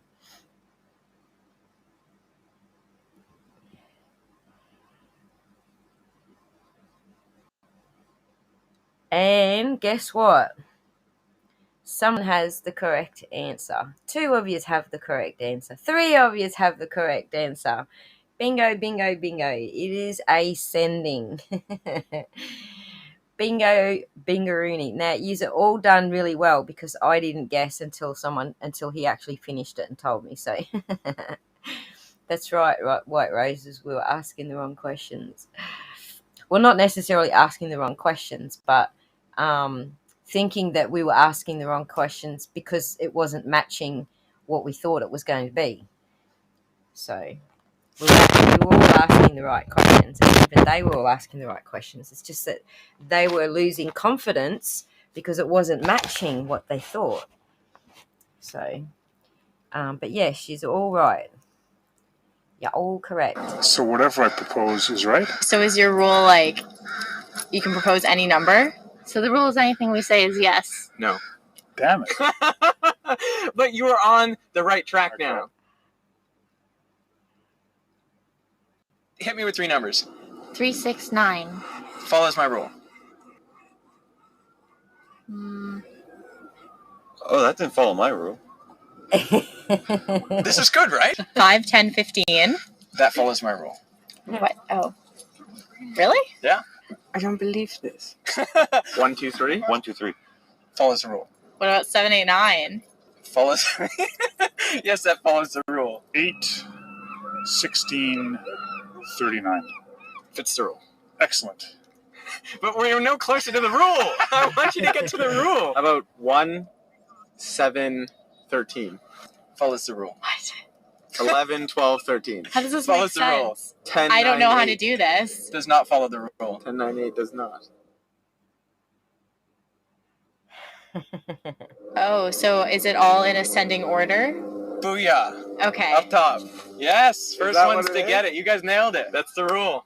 That's the rule. Increase numbers in increasing order. Numbers in ascending order. Oh, so much. 1, 2, 3, 4, 5, 6, 10, 15, 25. Doesn't matter. Any numbers in ascending order.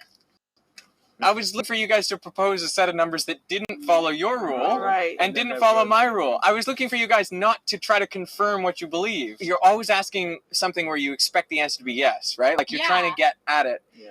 But instead you want to get the no. You want to get the no because that's much more informational for you than the yes. Like if everything's giving a yes. True. That is really true once you say that. That is what's so important about the scientific method. Just listen to what he says now. We set out to disprove our theories. And it's when we can't disprove them that we say, this must be getting at something really true about reality. So I think we should do that in all aspects of our lives. If you think that something is true, you should try as hard as you can to disprove it. Only then can you really get at the truth and not fool yourself. And there you go. That's the end of our game. It's all over. It's only by proving that you're wrong that you get to the proving that you're right part.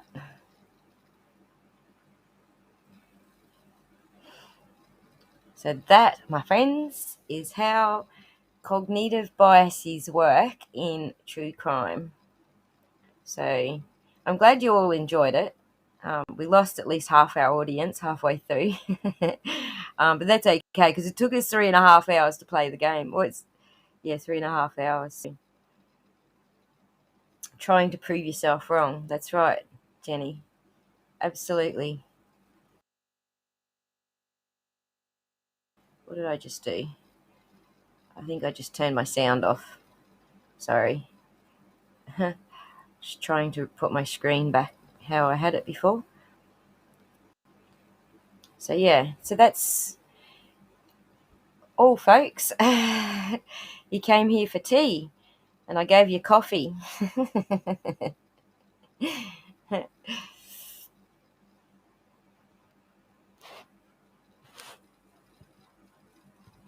Well, I hope you all learned about yourselves and rating yourselves, overrating yourselves, underrating yourselves, thinking that you know how to tell if someone's lying when it's actually pretty freaking hard to do. Not accepting that you don't know rather than thinking that you do know.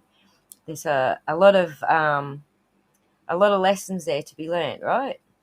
Hey, Soul Spin, yes, this is live, and you've just come in on the end of it, so you don't owe me any coffee, White Roses. I did this for your benefit, not for mine.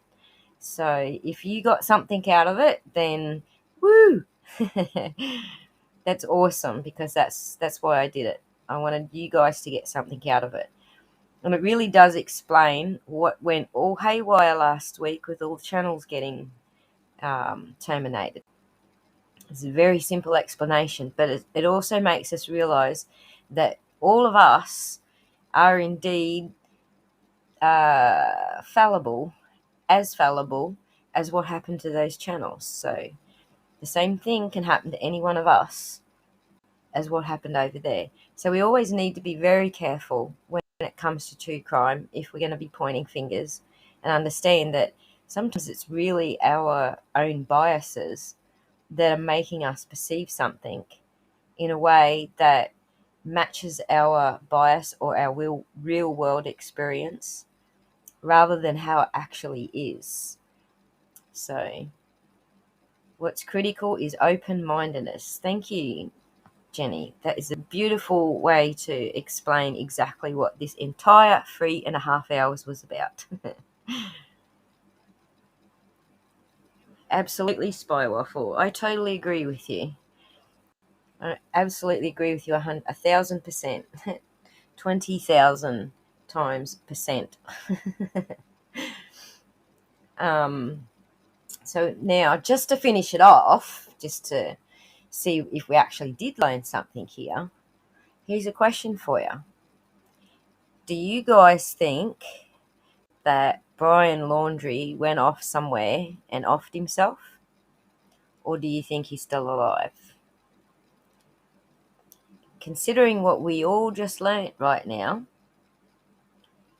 about our own biases and our own real world experiences, do you think he's alive or not? That is freaking awesome, Amber. I'm glad it's helped. I'm glad it's helped. And I do also have to admit that in preparing this game for people to play, I actually learned myself in just preparing the game. Like, I thought I already knew when I started putting this game together. I kind of knew what I was doing. It's something that we sort of studied at uni. It was sort of like a little bit piecemeal. I kind of knew. But by the end of putting this game together, and also having to do it a second time, like put new material in there so that people who played the first round were on a level playing field, having to go and find extra material to put in there, that just was an even better sort of an even better understanding of myself and how I'm looking at true crime cases myself. So, and I do have to agree with Glitter here, so I will just get to Glitter's comment there. We can only be average. We can't be above average. Most of us can't be above average, and most of us can't be below average, because average is in the middle. So we can only be average. So there's very few, very tiny few who are above average, below average. Most of us, because that's how statistics works, most of us are only average. So, and just to finish up with the Brian Laundrie question, I was originally thinking, guy's a coward. I know what I'm talking about. He's in the age group of, people who, especially men, who, I don't want to say the S word. I don't want to say the off myself words because I'm going to get bloody deleted off YouTube if I break their rules. But you know what I'm talking about. So he's in that age group. The statistics say men in that age group are most likely to do that.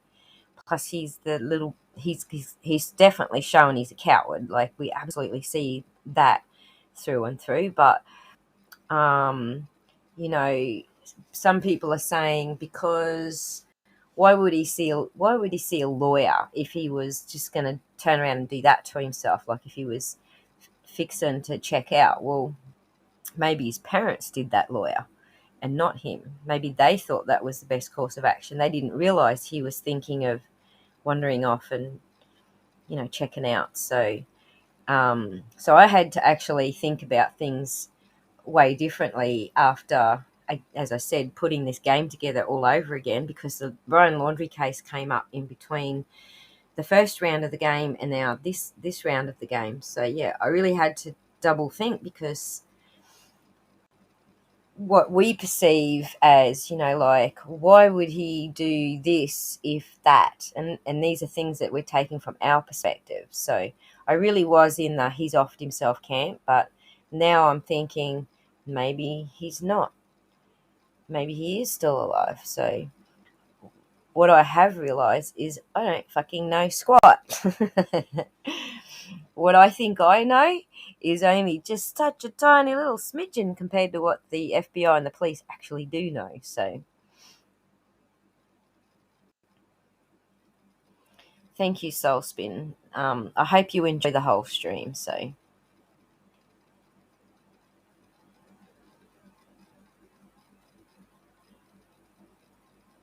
yeah, well, here's the thing, White Roses. Quite often it's the ones that you don't know that you how do I explain that? So people who say they're going to go do that sort of thing to themselves, who display that sort of behaviour, are generally not the ones that go do it. The ones who generally go do it, the ones that where you're just gobsmacked and you're surprised. That's the ones that generally do it. Just I get that sort of feedback from the psychologists that my family all go to see. So he says if someone is saying to you, I'm so depressed I could do this to myself or that to myself, then they're generally not the ones who are going to do it. It's usually just a total surprise. That's the person. It's a spur of the moment flash of thought and bang, it's done. So I hope he's still alive. And I think that Gabby's family deserve answers. I think that he's too coward to give them answers. I think he's just too much of a coward to give them answers. I mean, we're just seeing that. So good night, Lisa. Thanks very much for joining in. Oh my God. By the 4-hour mark, I'm getting all my words all tangled up. So yes, I think he has low self-esteem, and I think that that's part of the reason that he had to ridicule Gabby, because she was showing him up. So when people have low self-esteem, sometimes they want to take other people down to their level, so that makes them feel a little bit higher than they're normally thinking. So if you drag someone down to your level, it makes you feel a little bit more superior. So I totally agree with you, Jenny, on that score. Hello, A Wrinkle in Time. Yes, you are super late. We are about to wrap up because I'm getting so tongue-tied. I can't even get my words straight at the moment. Right, bullies typically have low self-esteem. That's right, Jenny. So yeah, so one thing I can say I probably got right, now that I'm looking at, the way things unfolded, was when I first saw the body cam footage, what I saw, the very plain thing that I saw, was she was taking the blame and he was putting the blame on her. And to me, that was a very stereotypical abuser and abused dynamic. The abused generally takes the blame and the abuser is generally passing the blame. See, look what you made me do now. That's the abuser. And then the abused is generally, you're all right, well, look, I stuffed up, I did this and I did that, and so she came across as the aggressor because she was taking the blame for everything that transpired between them. So I saw that straight up, but I did not know at that point, when I saw that it was going to lead to finding Gabby's body. I didn't see that coming. So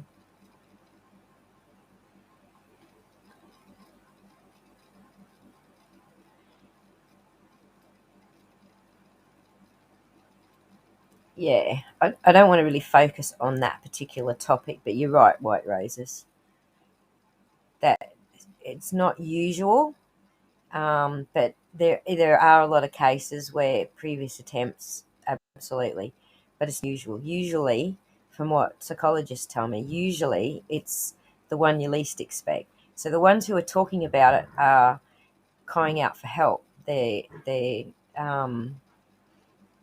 think that's the best way to call it. Okay, it's a cry for help if they're talking about it. But if they're not talking about it, then they're not getting help. They're not asking for help. They just go do it, and they're the ones that you worry about.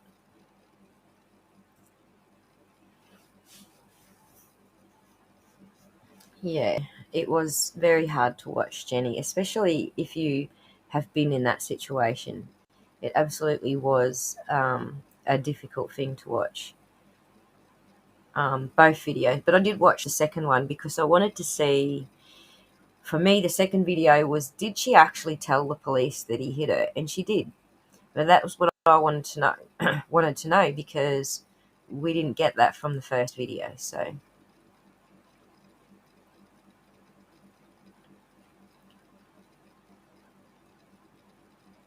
she was more concerned about him being charged. And you know what? He didn't even blink an eye. He thought it was funny when they said that they were going to charge her. He laughed. So that was pretty bad. But yeah, all those things I picked up on in the video, but not in a million years did I think they were going to turn up with the body. I thought, after watching the first video, the body cam, I thought, okay, they've broken up. Clearly they've broken up, and clearly they should have broken up. I thought maybe she realised that this was a toxic relationship and she got the hell out of Dodge.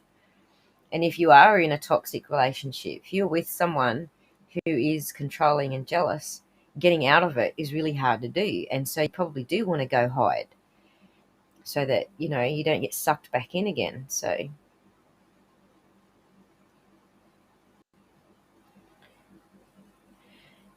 well, the first and the second were pretty much just as painful as each other to watch, Jenny.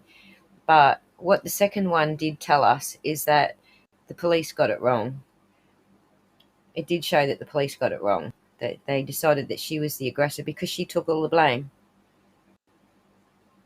So that was key. And before they actually did find her, there was a ton of psychologists, YouTube psychologists, like professional ones that have YouTube channels that were already calling it out, saying, no, the police missed the obvious there, that she was taking the blame and he was blaming her, and that's the pattern of the abuser and the abused. So I wasn't the only one who picked that up. For me, it was from personal experience, but for the psychologists, obviously for them, it's from, the experience of working with people on a daily basis who are in those predicaments. So, yeah. So I'm trying to think of his name. Dr. Todd Grundy, whatever his name is. You know who I'm talking about. And also, who's that other channel? Oh my God, I can't remember the name of the channel. So this she used to be ABC reporter. She's got a YouTube channel now. She's covering she's covering the Valet Daybell case, and her husband's a psychologist. Thank you, Amber. Dr. Mathias. That's the one. Now, what's the channel name? Because he hit the nail on the head as well. So, Hidden True Crime Podcast. Thank you, Jenny. That's exactly who it was. So, her husband is Dr. Mathias. So, yeah, he picked as well. And I'm pretty sure that was before the body cam. He called it before they found her. So, from the body cam footage. So, his is from experience. His call was from experience. And I'm pretty sure Dr. Todd's was from experience. And yes, Jenny, he is hilarious.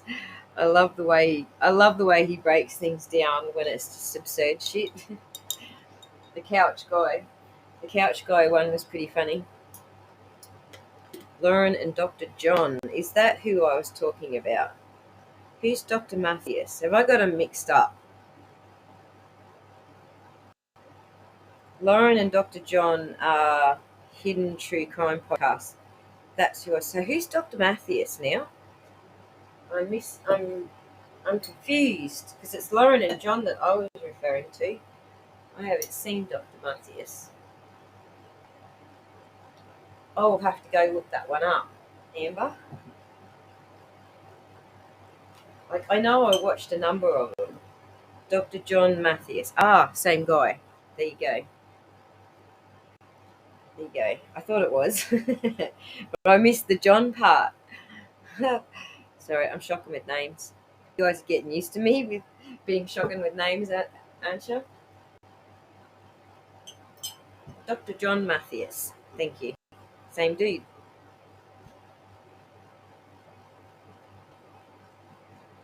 That's right. There was some very, very telling signs there. But what none of us picked up was that he was going to get that aggressive. None of us picked that up. So a slap fest was a good bunch of warning signs for the police, but just as us as onlookers with Dunning-Kruger effect, I think that the slap fest wasn't enough for us to be able to predict that he was going to go that far. So, and you know, at the end of the day, I do have to say that we still don't know that he did go that far. We don't know that it was him. We're not going to know if it was him until he's found. And if he's never found, then I don't know. How do we find out if it was or wasn't him? You know, they'll find his DNA on her, but his DNA is supposed to be on her. They were living in close quarters and sharing each other's food and bed and utensils and everything. So I don't think DNA is going to prove anything one way or the other. Yes, there absolutely is very poor understanding of emotional abuse. I agree, White Roses, completely. And even people like the channels that were taken down don't actually understand that that's what they were taken down for, that was the gravity of what they were doing. So, born from confirmation bias still, but that was the gravity of what they were doing. So there you have it. I wanted to ask to see if anyone had rethought or calculated whether they were going to take a position in the Laundrie case. Now that we know we all have our own little biases, and I don't know that he's acting guilty, White Roses. He could be acting scared, because the fact is we don't know how he normally acts. So if it was, you can say, from my world experience, if it was me, I would act like that if I was guilty. You can say that. You're quite entitled to say that. But on the same token, we don't know what he is normally like. Does he normally run away from things that he's too scared to face? Does he normally run away from things where, like, say, an autistic, for example, rather than lie to you or admit that they did something wrong, they'll often they'll go and hide behind a cabinet or in the cupboard. That's a very common thing for an Asperger's child to do. So rather than get caught out or have to tell a lie, they'll run off and hide. So we don't know what his normal pattern is. We know nothing about him. So, you know, I know the rest of the world wants to hate on him right now, and the fact that he took off is fair enough. That's, yeah, as you say, sneaking. I don't know that the lawyer was him. I reckon the lawyer was parents, but definitely the sneaking off part. And this brings me to the parents, because if he didn't tell them what he'd done and he just snuck off, then the whole world is paying out on his parents for no reason. If he didn't tell them and they just had a breakup, and then next minute the other parents are saying, where is she? And they're going, well, we don't care, they broke up, not our problem anymore. Then sure, that's the wrong way to deal with it. They should have spoken with the other parents, but it doesn't mean that they're guilty of anything. You know, it certainly means that they were callous because they didn't care after the breakup happened, what was going to happen after that. They may well have just got the lawyer because he took her car. That may have been why they got the lawyer. You what? You left her in the desert and you took a car? So, yeah. So at this point, you know, I'm thinking now, I'm not sure that I want to join the world in being hateful towards the parents. And I'm not even sure that I want to point any fingers at Brian right now. Like, I know that that's the way it's being. That's the way it does look right now. However, I accept that. However, I think we should wait and see if there is actually any evidence before we actually say that that's what happened. Because we do know that there is actually a murderer getting around Moab. We know there is a murderer getting around there. I don't think Brian's a serial murderer. You know, he's just a DV asshole, okay? I don't know that he's a serial murderer. But there is actually a murderer getting around Moab Desert right now. So there's still this possibility that, I don't know if it's a probability, but there is certainly a possibility that he took off, he left Gabby on her own, the murderer found her, and she's the third victim. We don't know that that's not the case. So,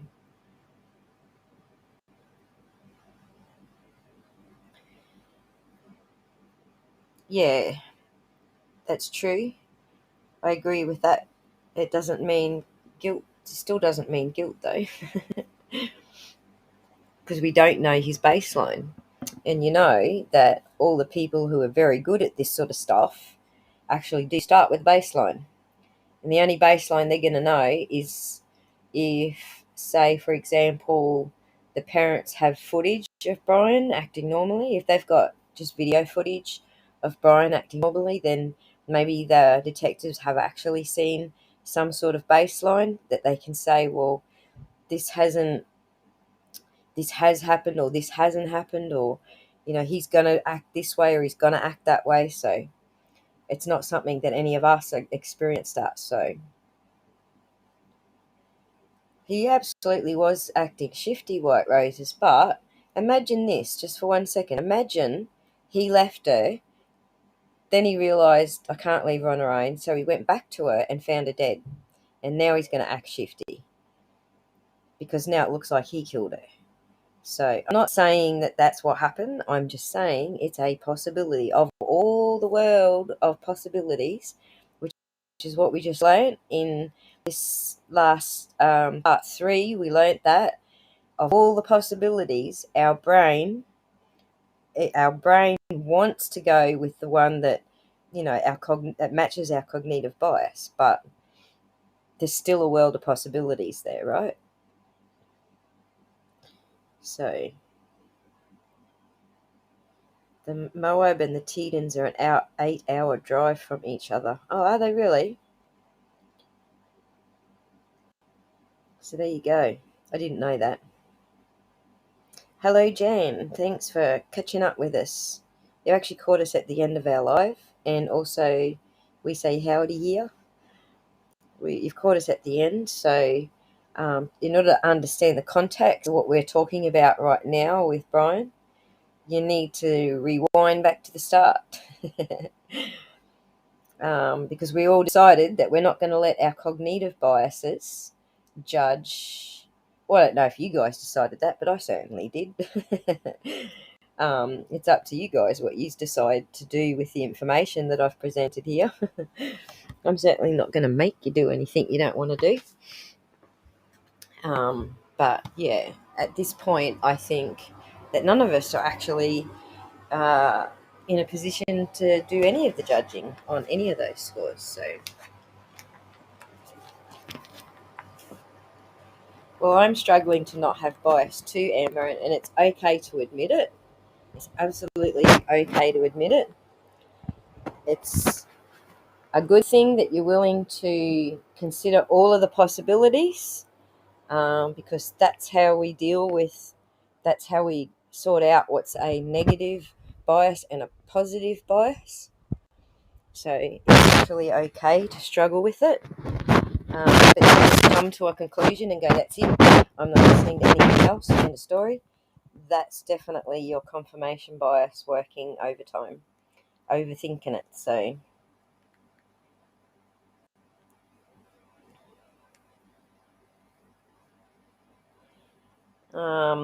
don't know if they lead to a higher probability of guilt. They certainly lead to a very high probability of scared the fuck out of his wits. We certainly got that, but what's he scared of? Is he scared of getting caught for the crime and going to jail, or is he scared of being blamed for the crime and going to jail? Does he feel that there's no way out because he can't prove he's innocent, and that's why he's taken a runner? We don't know what his baselines are. I understand that statistically people who are guilty try to get away with it. I get that. He's definitely scared spitless, right? We all know he's scared, but what is he scared of? We don't know what he is scared of. And so that's where we have to pull our own biases into account. What would scare the fuck out of me is not going to be the same thing that would scare the spitless out of you. Yeah. So that's the best thing to do if you're just coming in at the Brian Laundrie conversation is watch the video and then have a think about the questions that I'm posing to you now, because they're all in the context of what we just did for the last 3.5 hours. So no worries, Robin. Thanks for joining us and playing the game. That was awesome of you. I know I bored the crap out of a lot of people, but oh well. There's only certain types that can do this sort of thing, and I'm not judging anyone if they can or they can't. So again, it's your own choices, whether you feel like facing your own. It's facing your own. I won't say demons, because sometimes confirmation biases aren't all bad, and sometimes anchoring biases aren't all bad. Sometimes you can actually take advantage of them and come up and use them for good things. So I don't think he's got any choice right now, Soulspin, to be honest, if he's alive. So I mean, I've certainly, just over the course of doing this video up for you guys and actually doing the video, have come a long way from thinking no, he's checked out, to maybe he hasn't, maybe he has. I don't know, because I don't know the character.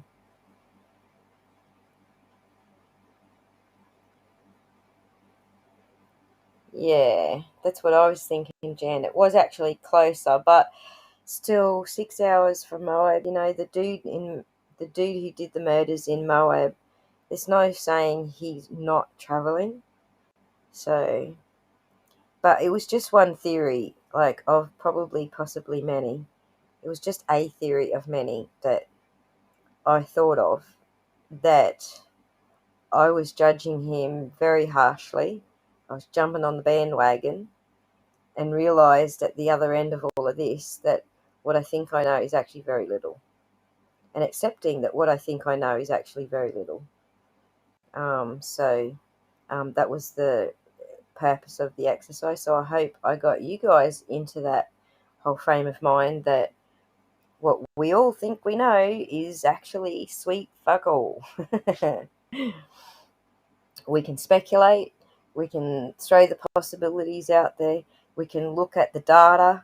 Does the data here mean that result? Does the data there mean this result? We can do all of that, but we don't have enough information to actually put the pieces together. And it will be actually a test, I think, for law enforcement. Oh, sorry, didn't mean to bring your ears. It'll be a great test for law enforcement as to how much information they have. So when you think about, the actual proof that you're going to need in a court of law, the actual proof that you're going to need is going to be something like, okay, just to throw something out there again, she was strangled, so they find a rope. Does the rope have DNA in the knots? That's a pretty good piece of evidence. That's a pretty compelling piece of evidence. Just to go back to throwing the Moab murderer out there as well, like if they find her shot dead, and were those bullets the same bullets that were used to murder the Moab girls, or do those bullets match his gun? So that's compelling evidence that's going to work in the court of law. So this will be a test on the police, certainly not on us, because we know fuck all. They know a heck of a lot more than we do. They know how she died, I think. They might know how she died. Well, let's put it this way. If she died by gunshot wound, they know she died that way. I'm pretty sure that she was out in the elements for just a little bit too long for them to be sure of, say, strangulation, suffocation. Suffocation's hard to do even when you've got a complete fresh body, so I don't think they can do anything with suffocation. Strangulation, sometimes that bone in the neck gets broken, so that could be a bit of evidence. So he left her at that campsite, dead or alive. Yeah, I don't know that we can. I don't know that we can say he left dead or alive. What would have been awesome is if that video footage, the what were they called? The couple of YouTube, that video footage had showed them both getting into the van. And we could say, well, we're pretty sure that she was alive right there. But we didn't see that, so we don't know if she was alive there. We don't know what day she was murdered. Certainly the media is not speculating what day she was murdered. And the police certainly are not, well, law enforcement certainly are not telling us what day she was actually murdered. So you can feel fairly sure, but what we just learnt here is even when we're pretty confident, we end up performing probably a little bit less well than we thought we might. So, oh, that he left her there. Oh, yeah, I'm pretty sure he left her there.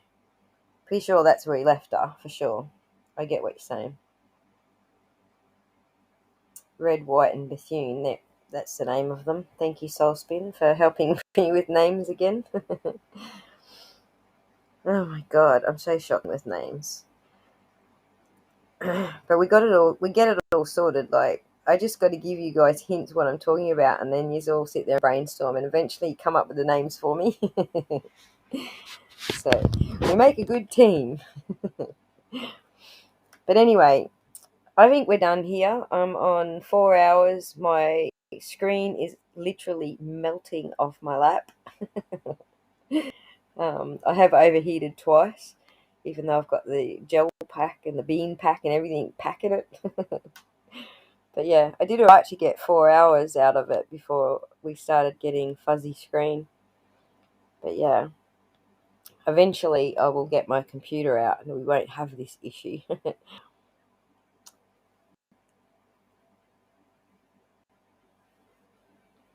So yeah. Do I think in pictures? Yeah, kinda. I guess I do, Amber. I think better when I can think in pictures. For sure.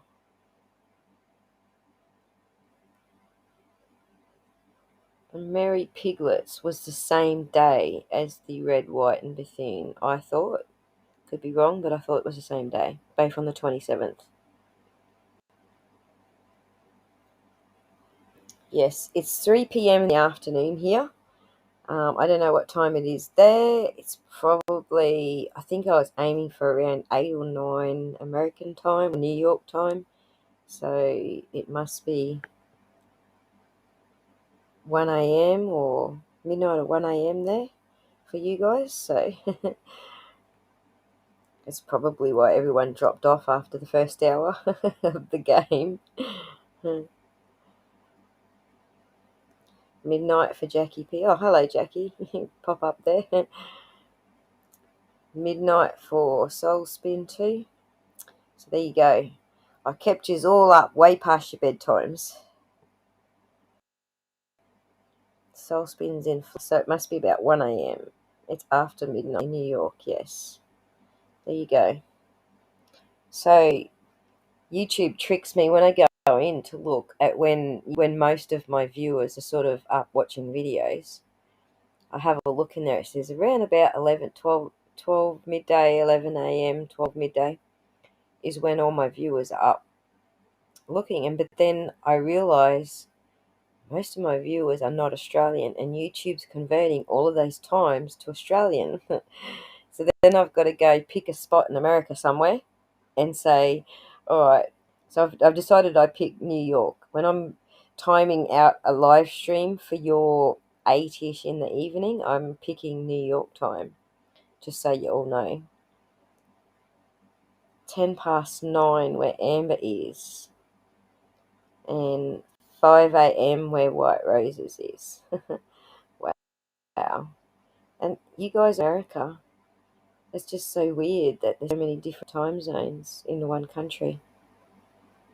We have, I guess all of our states have different time zones, but they're not majorly different. The biggest jump is between the East Coast and the West Coast. I think there's 3-hour jump between the eastern side of Australia to the western side of Australia. So, but yeah, I'm trying to time when I'm doing stuff for you guys in America, or trying to time New York time, just so you guys know that.